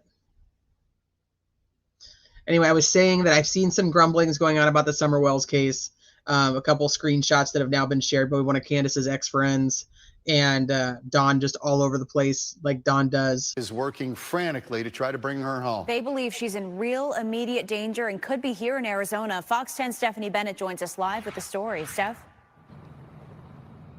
Yeah, we spoke with her family tonight of Nikki Alcaraz, and they are just desperately trying to find her. She was last seen and heard of on May 6th, so just a couple weeks ago in New Mexico. Now, they believe that she's in real danger because usually she at least texts or calls them every single day, and all of that stopped on May 6th. You know, right now we're kind of lost. We don't know what to do. Josh Alcaraz says it's been a difficult year. In January, their sister died. Last month, their grandfather also passed away. And now this, his other sister, Nikki, is missing. Obviously, worst case scenario is very present in the back of my mind. I'm trying to hold out hope. Take a good look at her photo. 33-year-old Nikki Alcaraz, also known as Nikki Cunningham. She was last seen on May 6th around 7 a.m. at a Super 8 motel in Moriarty, New Mexico. She had been traveling with her boyfriend, Stephen Tyler Stratton. Nikki has 2 children who were not on the trip. Josh says they brought this dog and were driving this 2013 black Jeep Wrangler with Tennessee plates and a Mama Tried bumper sticker. Josh says the couple was headed from Tennessee to Orange County, California to visit family and friends, but they never made it. Josh thinks they could be anywhere in New Mexico, Arizona, or California. She's done that drive so many times. She can do it in 2 days with her eyes closed. Josh says things turned south in New Mexico. He beat her up pretty badly. A truck driver had to pull him off of her, called the police. The police picked him up, took him a couple exits down and dropped him off. He was diagnosed with traumatic brain injury and a broken hand or wrist. Josh says that one of Nikki's friends in California drove out to New Mexico to help her, but Nikki had left. And they stayed in the hotel, and the next morning she left on a mission to find Tyler. We'd like everybody to keep their eyes open. You see the Jeep, if you see him, if you see her, you know, call somebody, the local police. Yeah, and Josh says that he's also scared that maybe their vehicle broke down somewhere in the desert or drove off of the road. For now, they're asking anyone with information to contact them or police. We're going to have more details on our website. Reporting live tonight, Stephanie Bennett, Fox 10 News. Okay, so I finally got it to play. And yes, it was a good conversation I was having all by myself, and I probably said some very prolific, profound things that you guys all missed because I was muted. But anyway, so this is what I was kind of looking at. Like I said, I don't know a ton about it. I don't know. It's tough because she really could be anywhere. I mean, those pictures are from New Mexico. The family said that somebody from California drove out there to pick her up because he had beaten her so bad, but she refused to leave without him.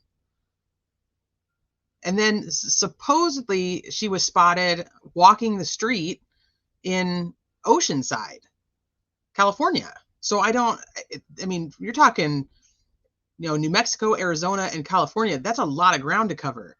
The biggest thing is that black Jeep, it's registered to her. So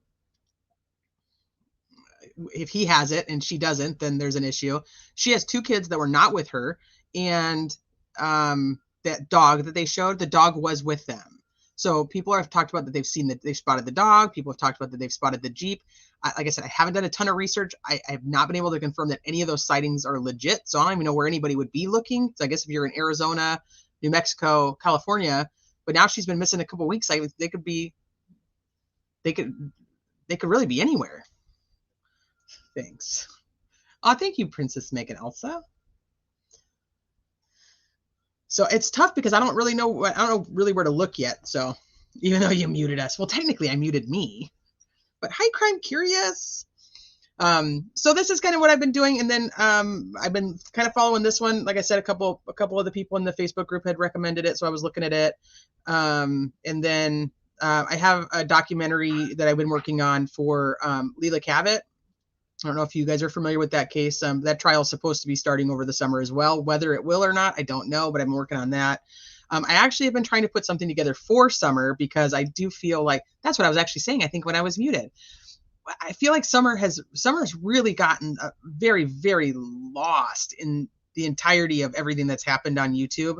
And I feel like I want to bring it back to everything about Summer and everything we know about Summer. And obviously that does include Dawn and Candace, but them repeating the crap on YouTube, they don't have any new information. Cops aren't talking to them. They're not delivering anything to social media when it comes to helping find Summer. So I don't even entertain them any longer. I think that it's a bunch of malarkey, and I don't really like it. So you missed the Jeep and the dog. Here, let me go back. Wait, what did I do with it? Oh, I shut it off because it started making noises. Gosh darn it. Here, I'll just pull up the flyer and then you guys can see, because it's got the dog, the Jeep, and the pictures of her.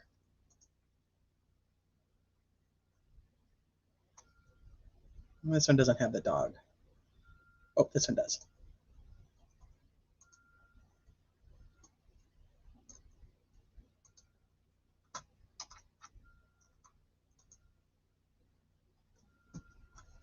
Let me show you guys this. Oh, hi, Connie. Oh, and Connie, I think you were a member already, too. Yeah, you're back. I'm back. I'm back, baby. So you guys can listen to me talk while I'm muted, and you guys are like, does anybody read lips? Yeah, let me put that up for you. So, the dog, can you see it? The dog, the Jeep, that's what the door's on, door's off. And she has a tattoo on her chest. And then this is the boyfriend that she's with. But then there's like the one thing, the screenshots I was looking at, like she's still married, or she's just like divorced or recently divorced, but then she's been with this guy for a while. So anyway, so this is her info. So I'll probably be looking more into this just to kind of see if there is anything to look at, because that's another thing, is like, is there anything to even find? And then like I said, I've been working on just doing some pre-recorded things, because that's kind of where my mindset was, is just being able to, and I'll just save it. I don't want to save it there.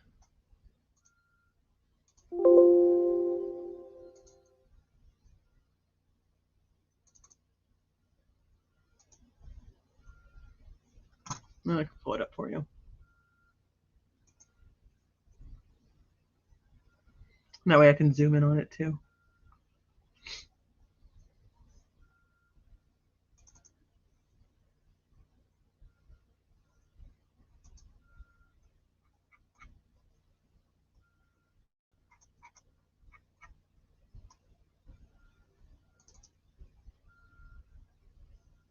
There we go.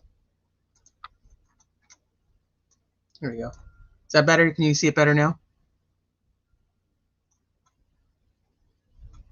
There we go. I think that looks good. Here, let me get rid of this so you guys can actually see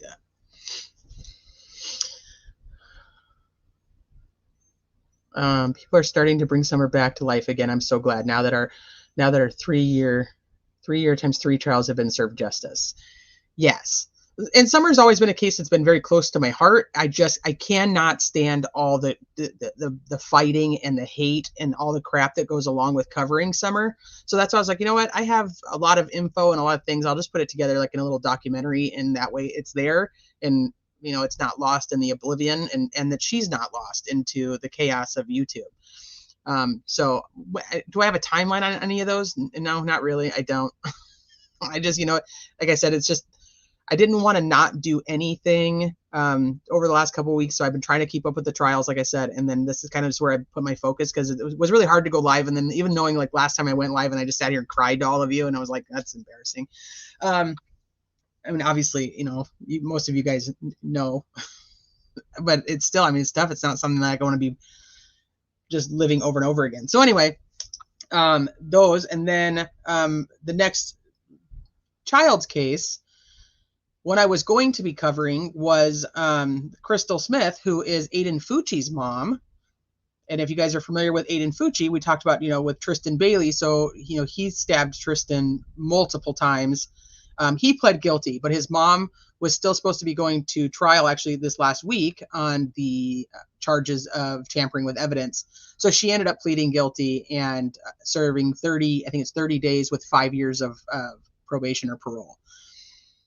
So that was another case I was going to cover. And so she pled guilty, which is, you know what, that for the family, that's what they wanted. They wanted her to plead guilty and they were happy with the outcome.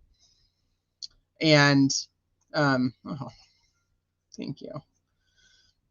There's so much drama. I had to stop watching. I did. I don't watch anything really on Summer anymore. And it kind of sucks because I do care so much about the case, but I just couldn't do it. I just can't handle all the fighting. And then there's like to go live about what the other people went live about. And then to like talk about all the things that they said in their live that they don't believe are true over here. And then everything becomes so convoluted that you don't even know what's real and what isn't real anymore.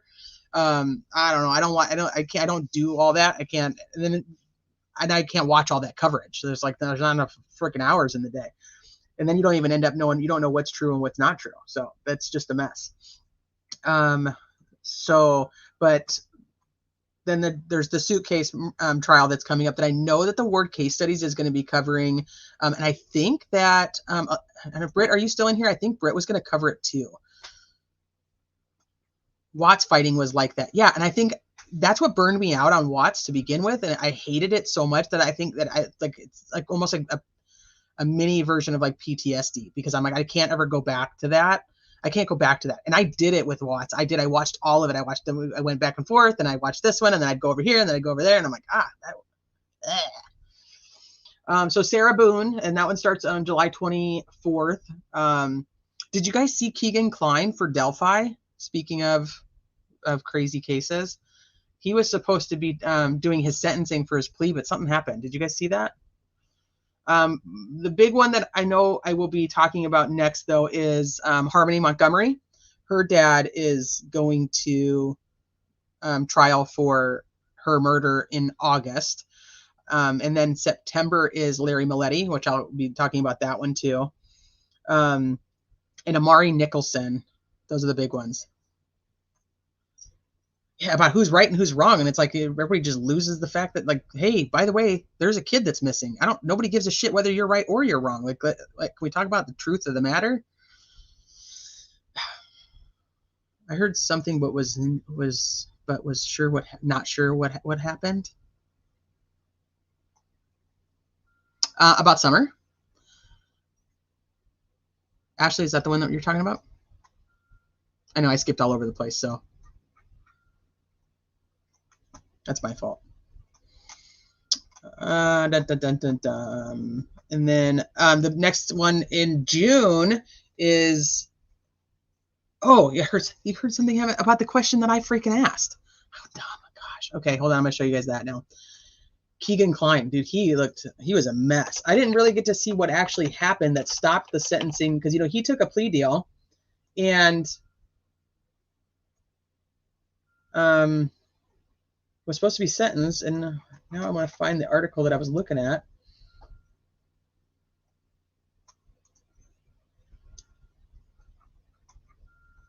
Where are those pictures? He looks really bad. Let's see if I can find the pics for you.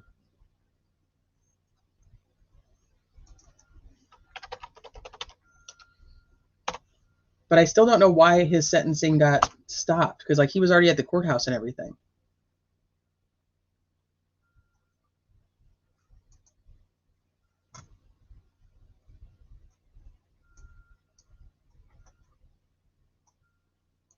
Maybe it was here.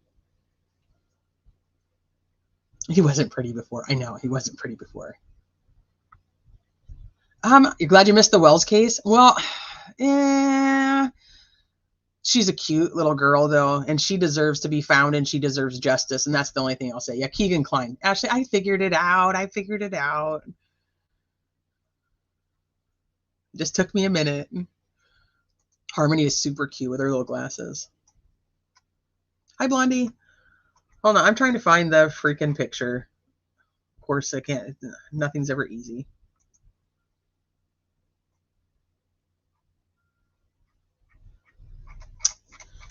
Maybe it's on Facebook.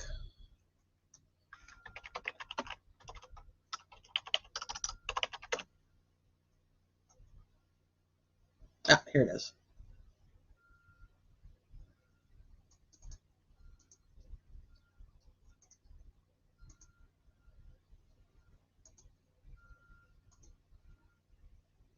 There he is.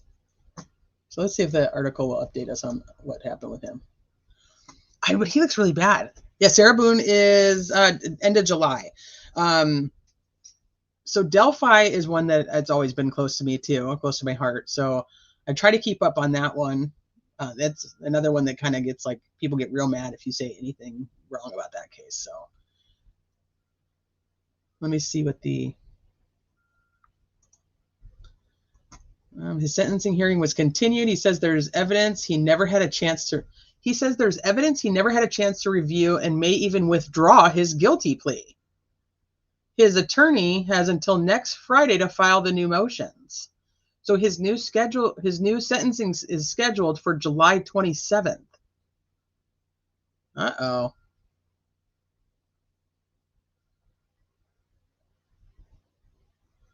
That's interesting.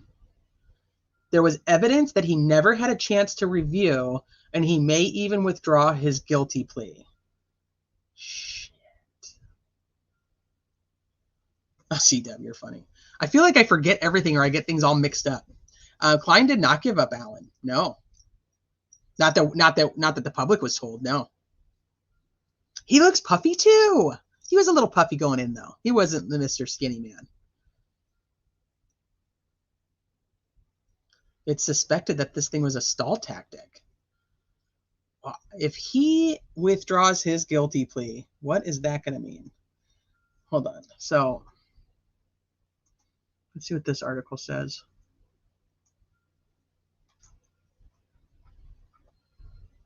A new twist in the Keegan Klein case. A sentencing set to take place Thursday in Miami County was instead continued by the judge. The defense asked for more time to review the case for a potential plea withdrawal. Klein pleaded guilty to 30 charges, including possession of child pornography and child exploitation. Klein is suspected of running the Catfish Anthony Shots social media account that we know was in contact with Abby and Libby.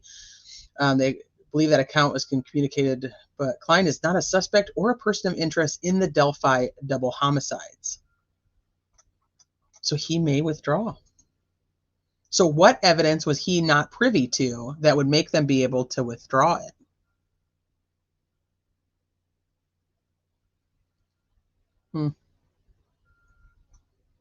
Interesting. Okay, so Courtney Taylor. Who's Courtney Taylor? I was thinking about Courtney Clenny. Because that's another one that's coming up. It's Courtney Clenny's.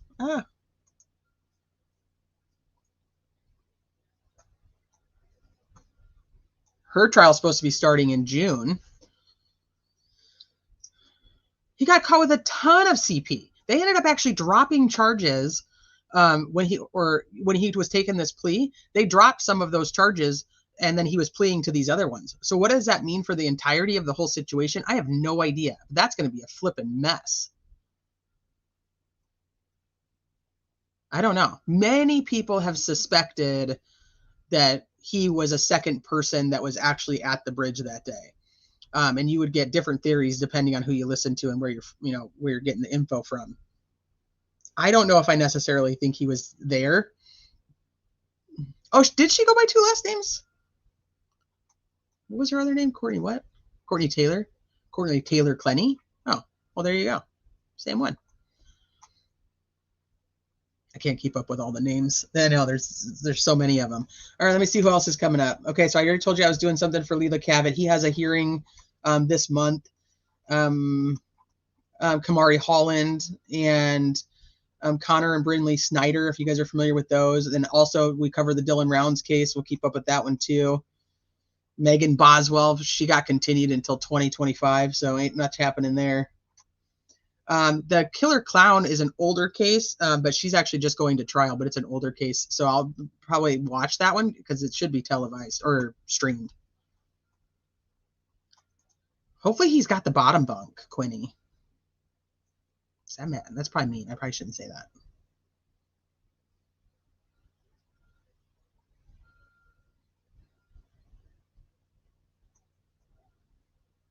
I'm waiting for you guys all to reprimand me or tell me it's okay that I did. Let me see. All right, so who else is there? So big cases that are kind of being talked about right now, I feel like there's the big Oklahoma, the Henrietta House of Horrors that's being talked about a lot on social media. I'm not sure that anything's going to happen with that case. I think there's a lot to it, but I don't know if anything's ever actually going to happen with it. I don't think it's going to go anywhere. That's my personal opinion. I don't think they're going to find too much of anything that's going to be of substance to change anything. Well, one, he's dead anyway, and I don't think they're going to do much more with it. You just watched about the killer clown, the lady. Oh, did they do like a 48 or something on that? Yeah, so her trial's coming up. I agree with the bottom bunk. Yeah. Stop at the commissary. So that's kind of where I'm at. I don't know if there's another case that kind of piques my interest, then I'll cover it. But right now I'm kind of into, like I said, making just these few documentaries on these cases that are, and always have been really important to me, that I feel like maybe Alive just doesn't necessarily do them justice. And then plus some of the ones that the trials are coming up, I want to make sure that I put all the info out there. I really enjoyed doing that with Gannon's case and having all the info in one spot before the trial started, so we could actually see what we knew as the public versus what we learned in the trial. And there was some things that were different than I had put in the documentary, so I found it very interesting. I do really like trials. I watch them anyway. I mean, so regardless if I cover them on here, I'm typically watching a trial just because I enjoy learning about the different things that are happening. We'll be keeping an eye on Lori Vallow. I don't think you're going to see anything happening with that case anytime soon. I think that Chad's probably going to be on trial, in my opinion. I think it'll probably be in 2024. That's when his lawyer Pryor is pushing for it. So I don't think we're going to see anything there. We were really looking forward to a preliminary hearing for Brian Kohberger. Ain't happening. He got indicted. There's the Idaho 4 case is another one that I follow, but I will not watch a bunch of coverage on it anymore because of there's so much fighting with it now, and there's a lot of theories that are going that I just don't agree with, and so I just don't watch them because I know myself, and I learned this while covering the Watts case, that I will end up arguing with people over it, and it's just not worth it. It's just really not worth it. So, but I'll definitely keep an eye. I'll keep an eye on the case if something big happens. But no prelim. I think he actually has his hearing this coming Monday. It'll probably have a camera in there, but I don't know if it'll have a camera live. You might get some feed after from the news people. But I don't like all the theories. What are thoughts on? Oh, I think he worked alone. I think he did it, and I think he worked alone. I think that people are making it very complicated. And if you believe any of those theories, please don't take that personal. I just don't. So, but you're welcome to believe and watch whatever the heck you want. So Brian got indicted. What an indictment actually means is there's no preliminary hearing. So we've talked a lot about every step in the process is to prove that they have the evidence to take it to the next step. So when I go to a judge and I say, hey, judge, I want to arrest this person, or even back it up. I want to go search this person's home because I believe that they did it. I have to prove to a judge a certain amount of evidence that I have that I can go and search this person's home, right? Okay, now I prove that. I find all this other evidence that's in their home. Now I go back to the judge and I'm like, judge, hey, now I have extra, XYZ that I think, I need to arrest this person. So I have to present even more evidence than I did to get the search warrant, right? So now I present all this evidence. So then I get the person arrested. Now we have a preliminary hearing, which says, okay, here's the evidence that I have. Well, you always have like these motions hearings. And people get really confused because they see that there's a hearing on the books, but it's just a lot of motions. Attorneys turn in a ton of motions throughout a trial. It's not unheard of, and there'll be a ton of those hearings. So the next big one you have like an arraignment, and then where he goes in and says, I didn't do it, and I'm going to plead not guilty. But then you go and you have your preliminary hearing where now they have to prove the next level. And now we have all this other evidence based on the arrest and everything we found since the arrest, that we have enough evidence to be able to take it to trial. there's it's like basically the same thing as a secret grand jury. So all grand juries are secret. So like the news is really hyping up that there's this huge secret grand jury. Grand juries are secret. That's the whole point of them. It's not like Brian Koberger's case isn't special. That's how it goes. They're not public. We sometimes know they're happening. Like for instance, in the West case, we knew there was a grand jury because reporters and local people had caught the grand jury out looking at the scene. And so we knew there was a grand jury. That's how, I mean, like, so what, other than that, we wouldn't have known. You're not supposed to know that there is one. So the grand jury, basically what happens is it's a jury of your peers that now the prosecution is going to go in front of this jury, this grand jury, present them all the evidence that they would typically present at a preliminary hearing and say, hey, do we have enough to take this person to trial? So both of those steps are the same in you're proving you have enough evidence to go to the next step, which is the trial, right? The difference is, one, this is secret, this one's not. So in the preliminary, you have you can put your witnesses up there. You can put up some evidence. You don't have to put up all your evidence. You just have to put up enough to meet the criteria to move to the next level. So the defense gets to actually have a say at a preliminary hearing. At a grand jury indictment, they don't. And the reason behind that is because there's a jury of 12 typically that are at your grand jury that are making the decision that there's enough evidence. The reason that the defense gets it at a preliminary hearing is because it's the judge that's deciding. So there's not enough people to make the decision, to be able to say that the decision was completely fair. Does that make sense? So they get to say both sides. But over here, defense isn't there. Defense doesn't need to know. Doesn't matter.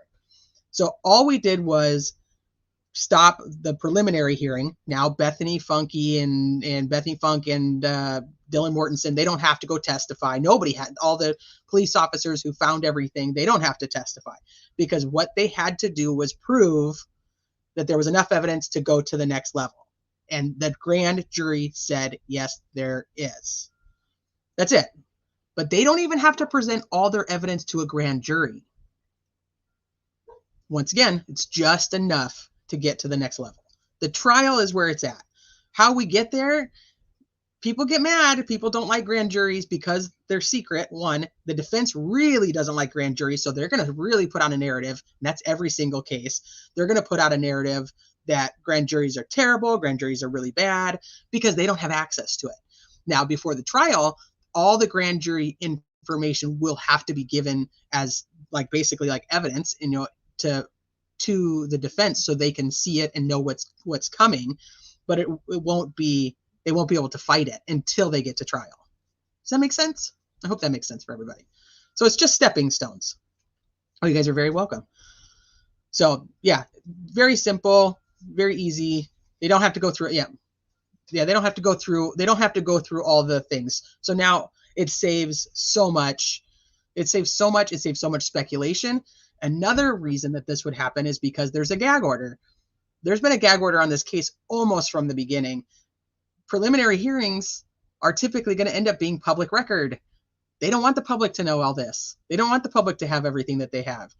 So that's going to be a problem for the public and social media, because social media and human people in general, we like to have an answer. And if we don't get an answer, we will create our own answer that makes sense until we have more information. Hence all the theories. And that's what's going to be happening. And it's going to be chaos. It's going to be chaos because we're not going to get more information. The grand jury would indict a ham sandwich.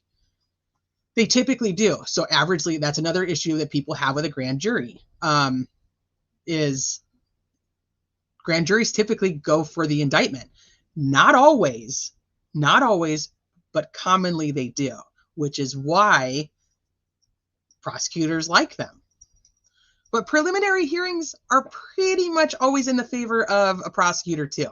Very rarely do you have a preliminary hearing where the judge is like, yeah, sorry guys, you just didn't do it for us.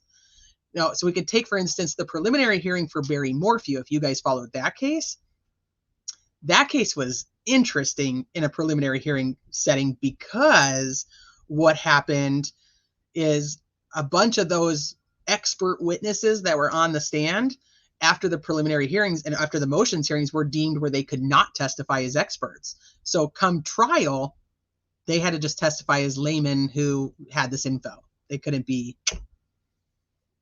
Oh, hi, Brian. Good to see you. No, you didn't make it up. Yeah. I think Jen Lou likes that one too. Yeah. Will we get a trial date soon, do you think? You'll get a date. They'll set a date for trial, but that doesn't mean anything. It'll be pushed back. It'll be pushed back. If he waived his right to a preliminary or to a speedy preliminary hearing. Some would argue that that doesn't mean he waived his right to a speedy trial. Right, yes. But the timing is different too, because the right to a speedy trial, depending on how they want to start counting it, are they going to, and I don't know all the Idaho stuff, and all these things are also by state, so it's very hard to keep track of everybody's everything. But he waived his right to a speedy preliminary hearing, so he already pushed back his speediness, if that makes sense. He has not waived his right to a speedy trial, so now there's timelines that are going to be in effect there. So they'll set a date, but it can be pushed back based on motions from the prosecution, motions from the defense. The judge could just push it back. Yep, Casey Anthony was indicted by a grand jury. Well, Casey Anthony's guilty, so she should have been found guilty, but that's a whole nother live that we could go into. So there are people who don't think that Brian did it. And like I said, I totally understand why people are thinking that, especially with the way that the theories and the speculation is headed at this point. And that's not even just social media, it's mainstream media too, that's really pushing some kind of interesting narratives. In my opinion, he did it. In my opinion, he did it based on just the probable cause affidavit. Obviously, probable cause, they will have more. More evidence than just that. I don't think we would be where we are if this was just some big setup. We don't really have that anymore. Like, this isn't like, the 1960s. So the only time I remember a grand jury not resulting in an indictment is John Bonet. I'm sure there are more, but I can't remember any. So Crime Curious, that's actually an interesting one that you bring up, because John Bonet, they actually voted to indict John Bonet's parents, and the DA did not take their indictment. Brian is a ham sandwich. He waived his right to be extradited. He waived his right to a speedy preliminary hearing. He did not waive his right to a speedy trial. The grand jury is like a skeleton and so helpful for the witnesses. Yep. It also gives the prosecution the opportunity to question these witnesses in this type of setting and get them kind of comfortable with it before they're put on the stand in trial. And it can help them decide whether they're going to put these witnesses on the stand, if they would do well or not. You know what I mean?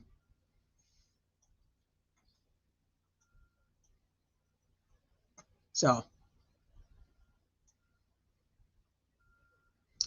I don't know. I'm going to have a tough time following the Idaho 4 on YouTube at this point.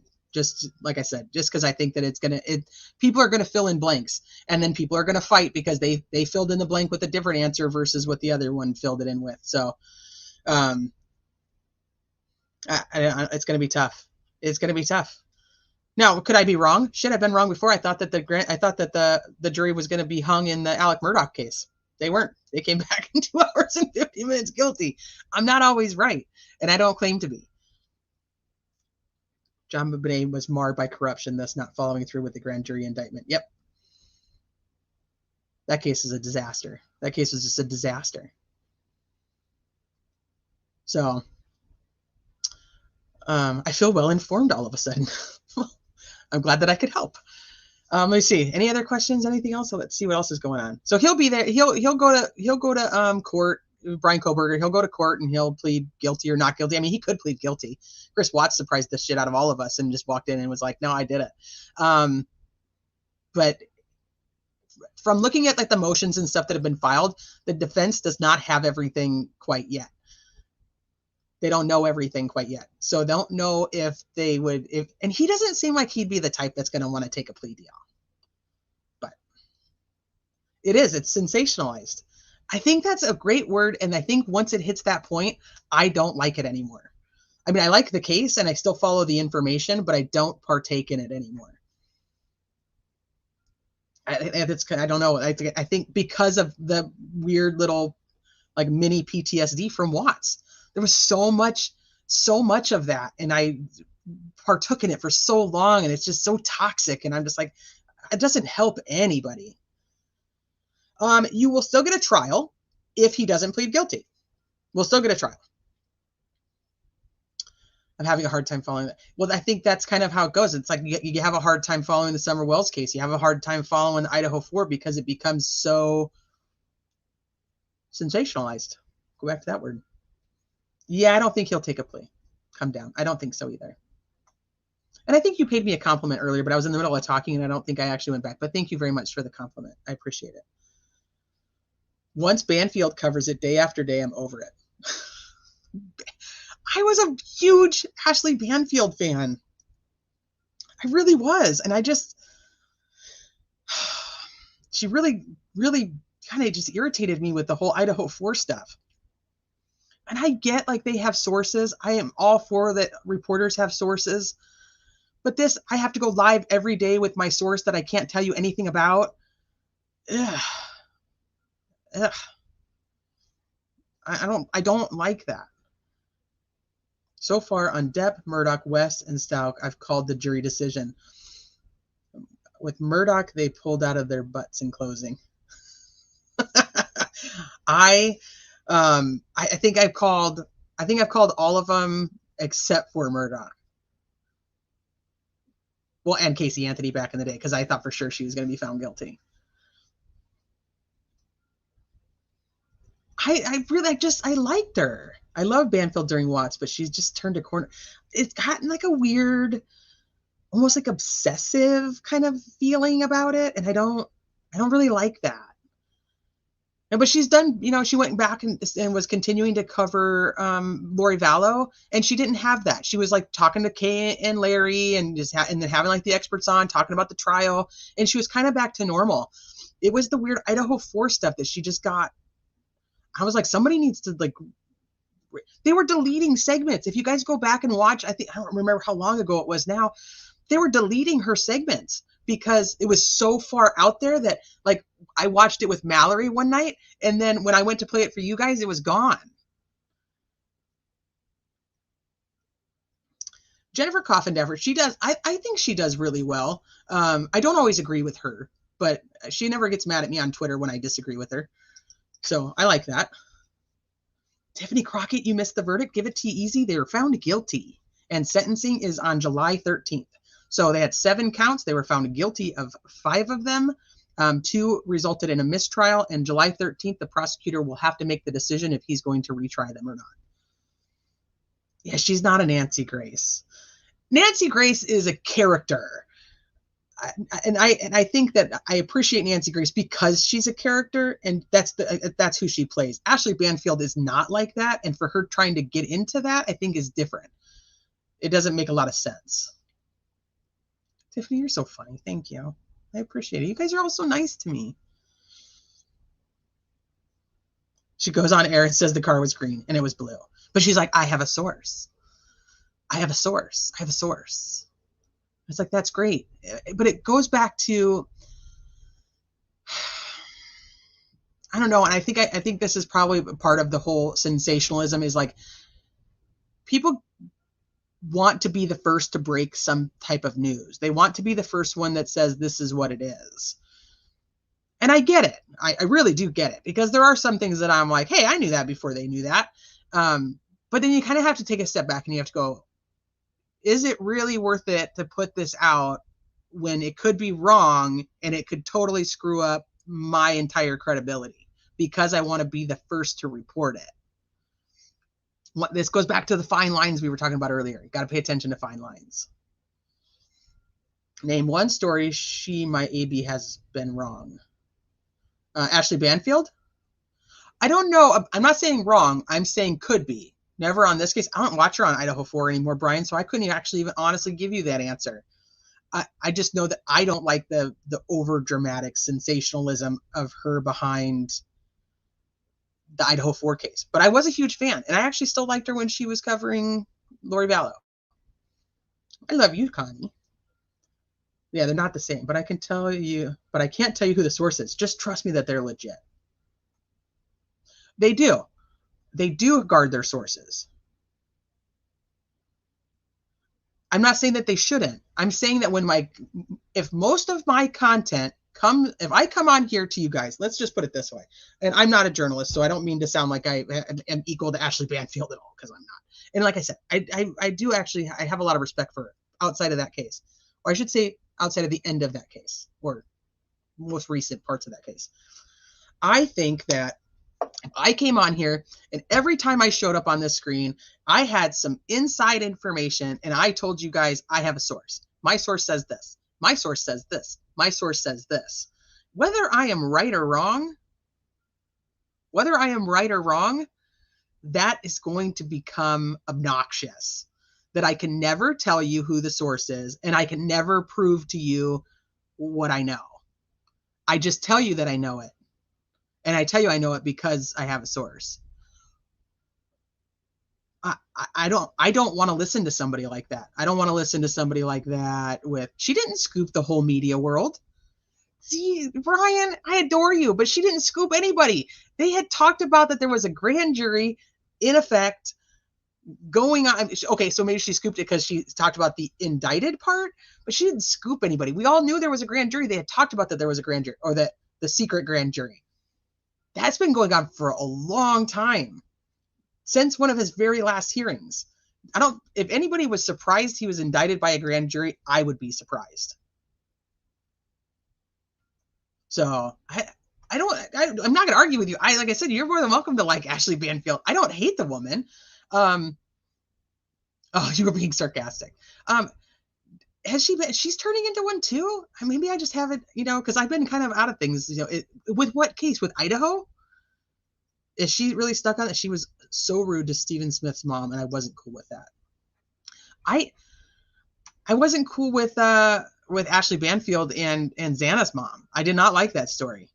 I did not like those stories at all. I thought that was really bad. I was not comfortable. It gave me the icky feeling. That's pretty much how I go with things. If I have the icky feeling, I don't want to do it, and I don't want to watch it.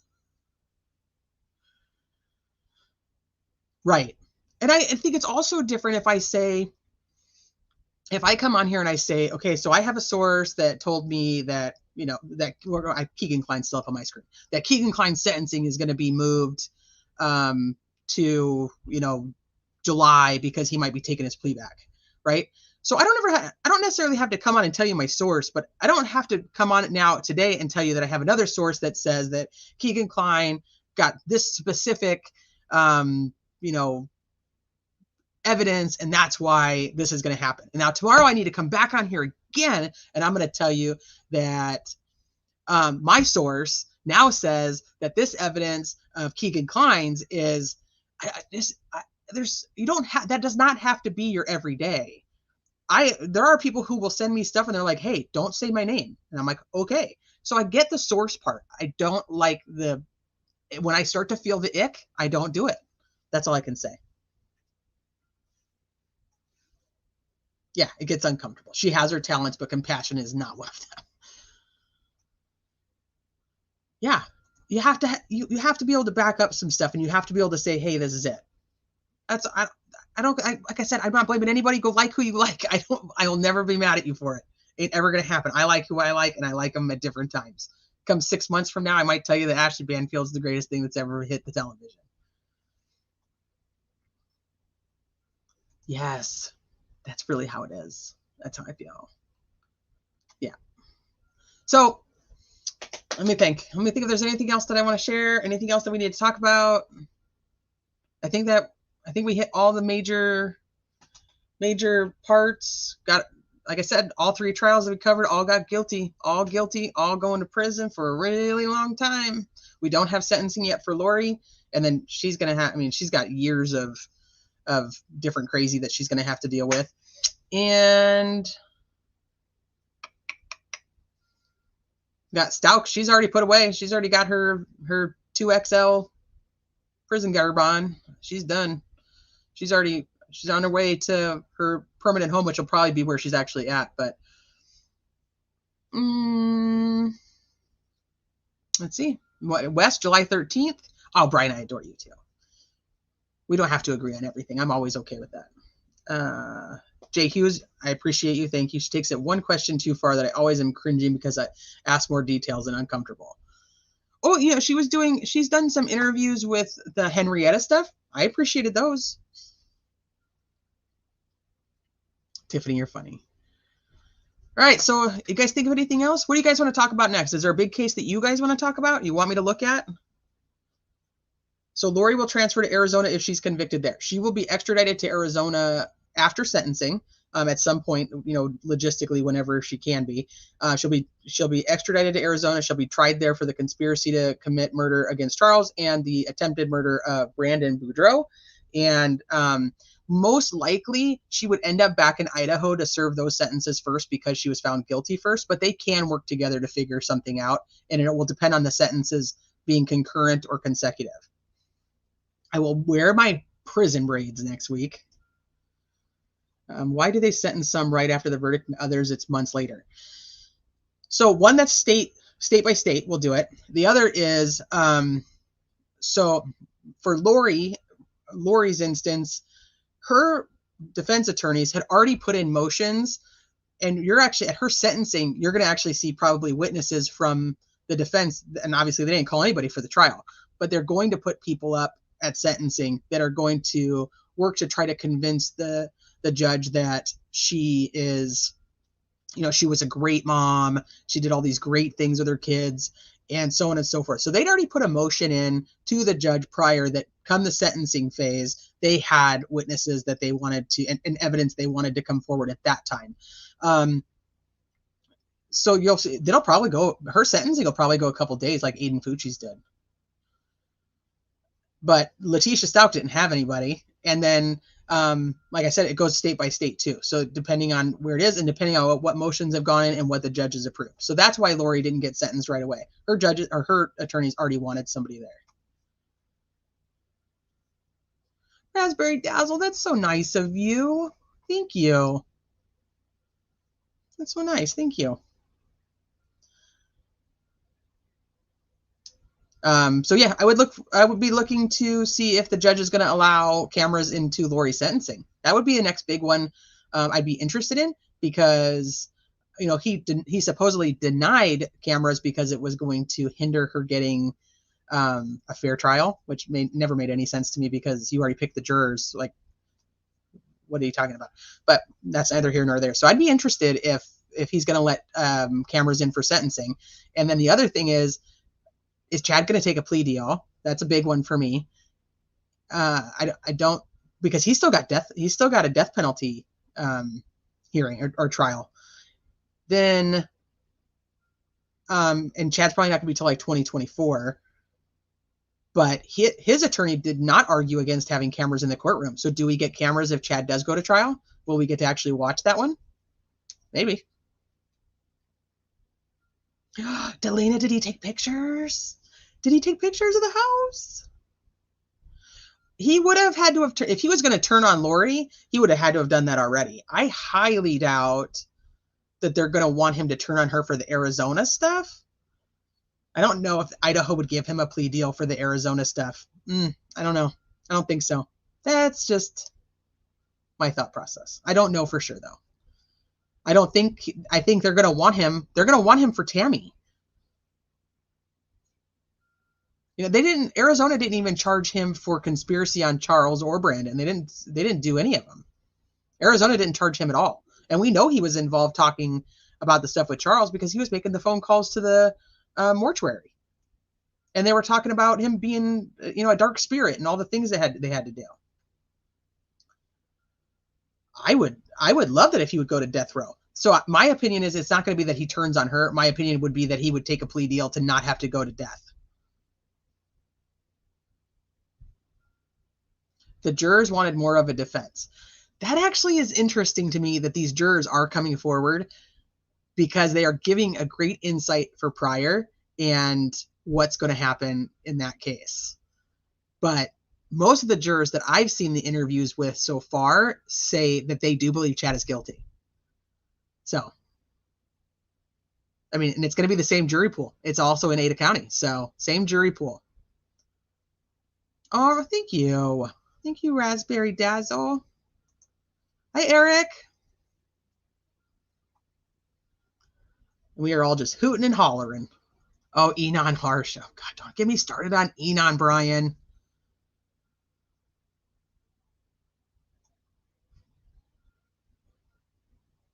Let's see the jurors one. Yeah, let me see. I'm trying to see if I missed anything. His whiny attorney. I actually thought that Pryor was a better attorney than Archibald. And now, after listening to Archibald and Thomas, I actually thought they did pretty well for what they could. I really enjoyed the fact that they were talking and smiling with Larry Woodcock after the verdict was read. That made me happy.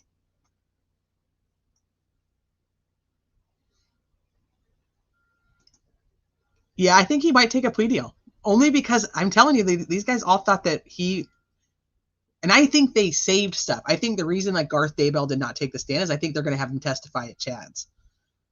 I think there's things like that I think it's going to, there's things they put in their back pocket now that the trials were separated. And I think that's why we're not going to see that.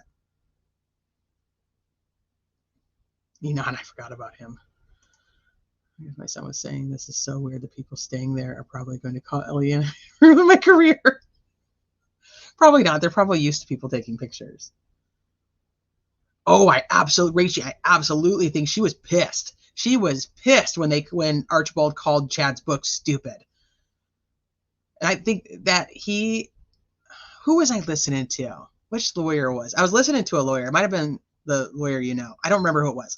But they were saying it like there's certain times that the client has kind of control over what you can and can't do. And then there's other times that the attorneys have more control over what you can and can't do, or what they can and can't do, or can and can't say. Yes, my love. Did my shoes come today? They should have come today, yes. I got what color? I think they're black. I got white. You got white shoes? Yeah. What are you talking about? Okay. You haven't opened them yet? No. You got new shoes. They're all black. They are black. That means they're mine. Mm-hmm. Wait. No, I didn't. What shoes are these? They're DC shoes? DC. Yeah, like skate shoes, but they tie. Okay, here, take your box. I'm almost done, and then I'll come in and I can help you with them. My tiny human. Do I have any more shoes? No, that's it. I want more shoes. I'm sure you do. Let's see. Cool shoes. Yeah, cool shoes. The fact that they said that they don't think there was enough evidence, or that the prosecution did not present enough evidence. I was like, do you really think that? I mean, come on. There was like 60 witnesses, like 4 or 5 weeks of, it was like 20 some days of testimony. And you don't think they presented enough? Oh, what I did find very interesting when listening to the jurors is that most of them said that the duct tape, Lori's hair on the duct tape, did not matter to them. That was not important. That most of them thought that she was guilty due to the text messages and the what was happening at the times that the kids were missing. That she did not care that the kids were missing, even if she didn't quote unquote know where they were or anything else. She didn't care. It didn't matter. And that you could see the progression from 2018 up until the dogs are wrestling now. And but I thought it was really interesting that they did not think the hair was important, because the hair was really important to me, but they didn't care. Hold on, I'm going to tell these guys not going to. I like wrestling right at my feet. They were unsure about Tammy's charge. I thought they might be, though. I thought they might be unsure of Tammy's charge only because, how much was Lori in it. I don't know if they're going to be confused about Chad's, though. They're definitely going to think Chad was part of it. I love tiny humans. The dogs are still fighting. even though I said that. The hair on the tape painted the picture for me. I thought so too.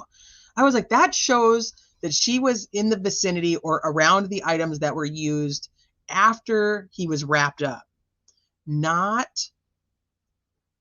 It was not, if it was duct tape on his, or if it was the duct tape that was on him or around his pajamas, his feet, even any of that, I would have understood where they were coming from. But the fact that it was already layered. There was so many layers.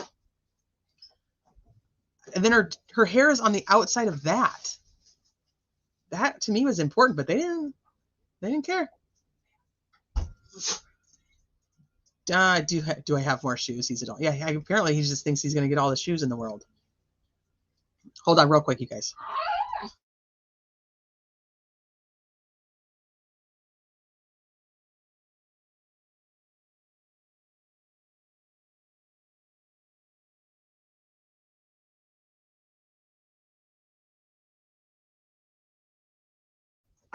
Okay, trying to get these dogs to stop. Can you get this dog out of here?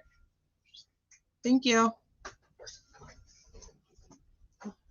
I think Chad played along more because he wanted the you know what, and she became delusional maybe.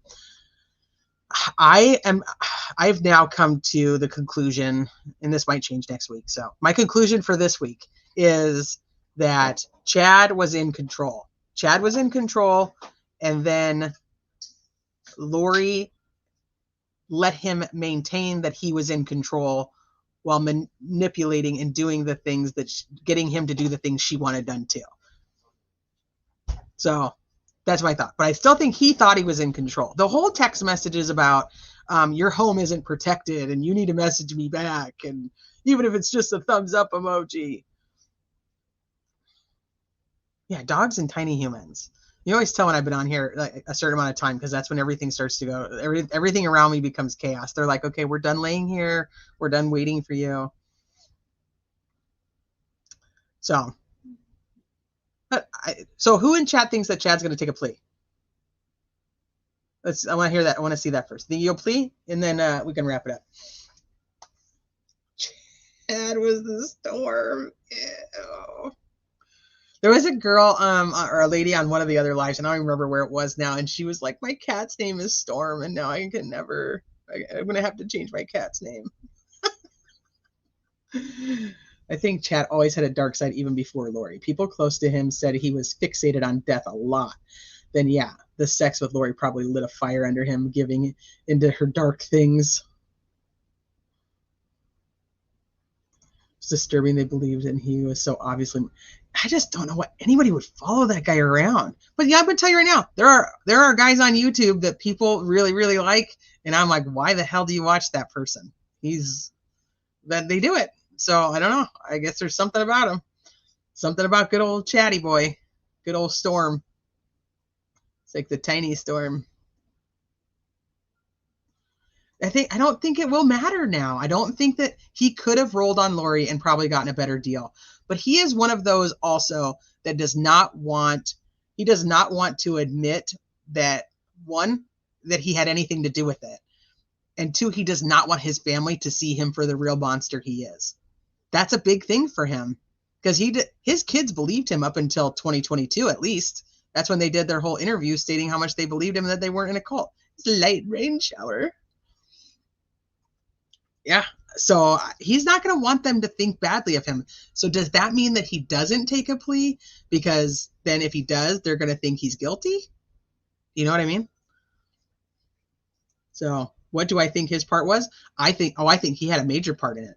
I think he is the one who got all the ideas going. I think that she was on board with it because it totally made sense and it was going to make her life so much more fun and easy, which is what she wanted. And she was not going to have to deal with all these people that she didn't like Kay. The kids had to go because they did not get the $1 million life insurance policy, which is so crazy to me that ultimately Kay ended up with the $1 million life insurance policy, which ended up costing JJ his life, in my opinion, at that time. Now, do I think eventually they were going to run out of money and have to do it again? Yeah, I do. So the gherkin is not a storm. What could the plea deal be? What would he give them? If he gave him something on Lori, that's the only thing I can think of, is if he gave him something on Lori for Arizona, but I don't think Idaho is going to give two shits. Look at how much evidence, testimony they got in from Arizona when Arizona had nothing to do with this case. They're not going to need him. I do not believe they're going to need him for Arizona. So I just don't think they're going to cut him the deal. The only way to do it is to, one, save the money, because they talked about the immense expense that separating these trials was going to cause. And they talked about, and the travel, because it got transferred to Ada County, both trials. So now you have to do it twice. They might take a plea to save a buck. It's possible, especially if they think that there is a possibility that he not found not guilty, but that he could have the death penalty taken off the table, like how Lori did. So I know that one of his kids lived in the house. I don't know if he still does. One of the kids lived in the house at the time. He was still living at home. He was an adult, but he still lived at home. I think he had just come back from, I think it's the one that just come back from like a mission trip. I was thinking, like, yeah, if he does throw her under the bus, I don't know. I don't know what he could get now. I thought as soon as they split the trials, I thought that's when he was going to do it. But I do see, oh yeah. So I think that's a really good point though, ATS. So he goes to trial and he points, and the defense throws everything at Lori. Like, look, she's already found guilty of it. She's the one who did this. She's the one who did that. Then Lori would probably be really pissed, because Lori was like, his books aren't stupid. His books are amazing. Yeah, the $1 million, I think the $1 million is what got the kids, it's what's got the kids killed as quickly as it did, because they needed the money. And I still find it so ironic. It's so ironic to me that she has to have a public defender while he gets a privately paid attorney, which has to be from Tammy's inheritance, from her life insurance. That's the only way I can even see that being possible, because this guy didn't even have, he was talking about how his new girlfriend had all kinds of money and how pretty she was and blah, blah, blah. But now she doesn't have any money. She has no money because she didn't get any inheritances. What she was getting was the Social Security that the kids were supposed to be receiving, and then her own, because she was married to him. So she was taking Tylee and JJ's Social Security money, plus JJ's Social Security for having autism. That's where her money was coming from. So she was wealthy, but nothing in the bank. Like, she was just getting monthly. She was getting money monthly. He ended up getting the $400,000 life insurance policy, and now he has the money to pay for a private attorney. She does not, and he is not paying for her private attorney. Like, how does she not see that? That he is out for himself. If he loved her so much, wouldn't he take the public defender and give her all the money? They're married. You love my sign. Which one? You like this one? That sign? I love that sign. Yeah, she's a broke bitch. No Botox in it shows. So I have a question about Botox. And ATS, I think it was you that might have been talking about this in another chat somewhere. When I've never had Botox, so I don't really know exactly how it all works. But if you stop getting Botox, does your face like fall? Or does it just start to age like normal from that point on? Does that make sense? I don't know if that even makes sense. Yeah, Lori was hot and loaded. I heard a news clip that the new prison she is in is 40% Mormon, considered where the religious ladies are more than others. Conversion to Mormonism in prison is high. Is it really? She had fillers, not Botox. Oh, yes, I don't know. So that's why I'm like, does it, like, the Botox like holds it like in place, and then as like the Botox, like you don't get it anymore, and it's just like it kind of is just going down. You know what I mean? It goes straight down.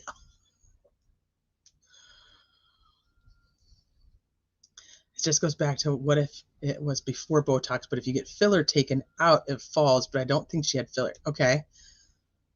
I don't know. It was very confusing to me because I'm like, why is her face falling? It's like it's starting to droop.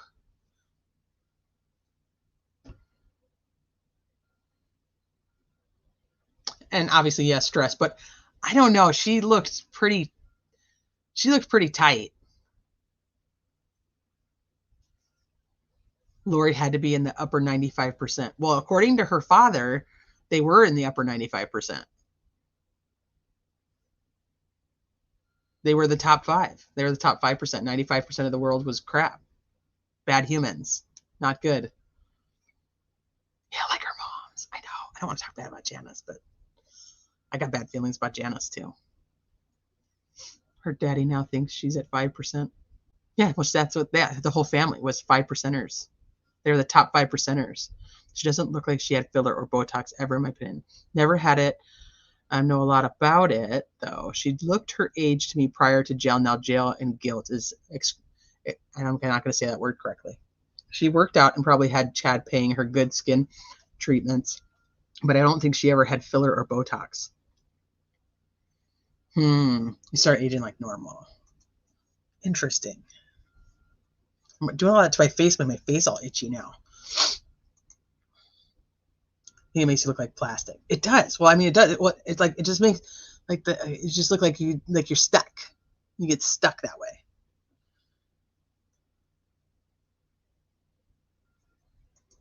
You're 52 and your face is dropped. You know what I've noticed? Okay, and then I'm gonna have to get off because now I'm gonna start telling you guys some weird stuff. I noticed that my nose, I need a nose lift. Like my nose when I was younger was like more straight out, and now I feel like it starts to go down. I know that's weird, but like when I see myself, that's what I see. I'm like, wait a minute, why is my nose not where it used to be? But I don't feel like the rest of my face has fallen yet. I'm 43. Maybe I got a few more years before the rest starts to fall. Weird stuff.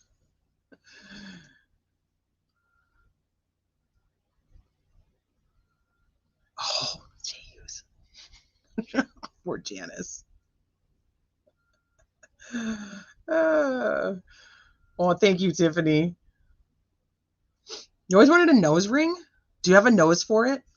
Because you got to have like the right nose to have a nose ring, in my opinion. If you have like too big of a nose, you can't, like, you don't want to draw more attention to it. You know what I mean? You have to have like the right nose. But if you have a tiny little nose, like if you have like a, what are they called? Like a little cute nose, like a button nose, then you can't have that. You can't have that either. You can't have one then either. You have to have like it has to match correctly to your face, and then you can have a nose ring. No wonder you get me. My nose is fine. No, I mean it's fine. I just wonder, like, as I get older, is it going to continue to keep going down? Because, like I said, it I just need like a little, like a, well, not that high, because then it looks like it's way up there. But I just noticed that the tip is starting to go that direction, and I don't like that at all. I'm like, when I'm really old, then is my nose going to be like pointed all down? I don't know. Got to figure that out.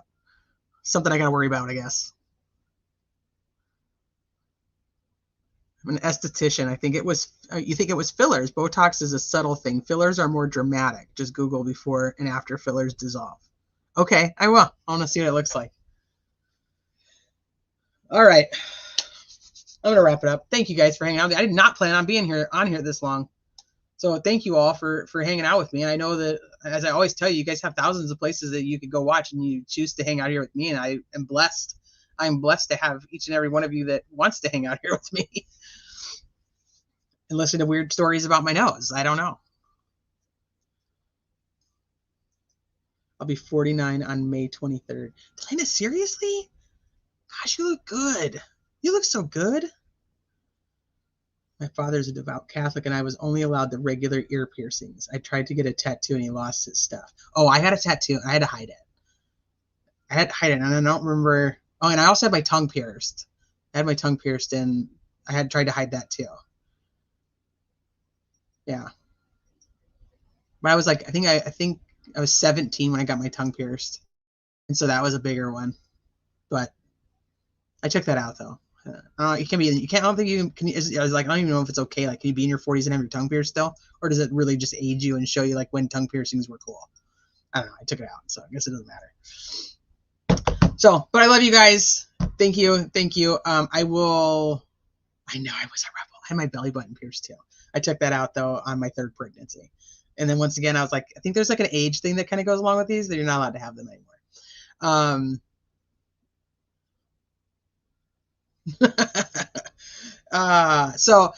Next week, like I said, I'm going to be at my dad's services, and then I might go live on Friday. I don't know. So if you guys don't see me, just know that I love you all anyway, and I will be back as soon as I can. But I got to go take care of what I got to take care of. So wish me luck. Say a prayer for me if you pray. Just have me in your thoughts. It's going to be a rough week. It'll be a really rough week, but I'm going to have to get through it. So I love you all for being here. And I will probably see you around the YouTube streets before I actually see you all live again. So maybe next week. So I'm back to Fridays. We'll be back on Fridays for sure until football season in the fall again. So we'll be back on Fridays and then some other days like randomly here and there. And I fly home on Thursday, and I don't want to predict how I'm going to feel on Friday to be able to come on. So I don't want you guys to hold me to Friday. If that makes sense.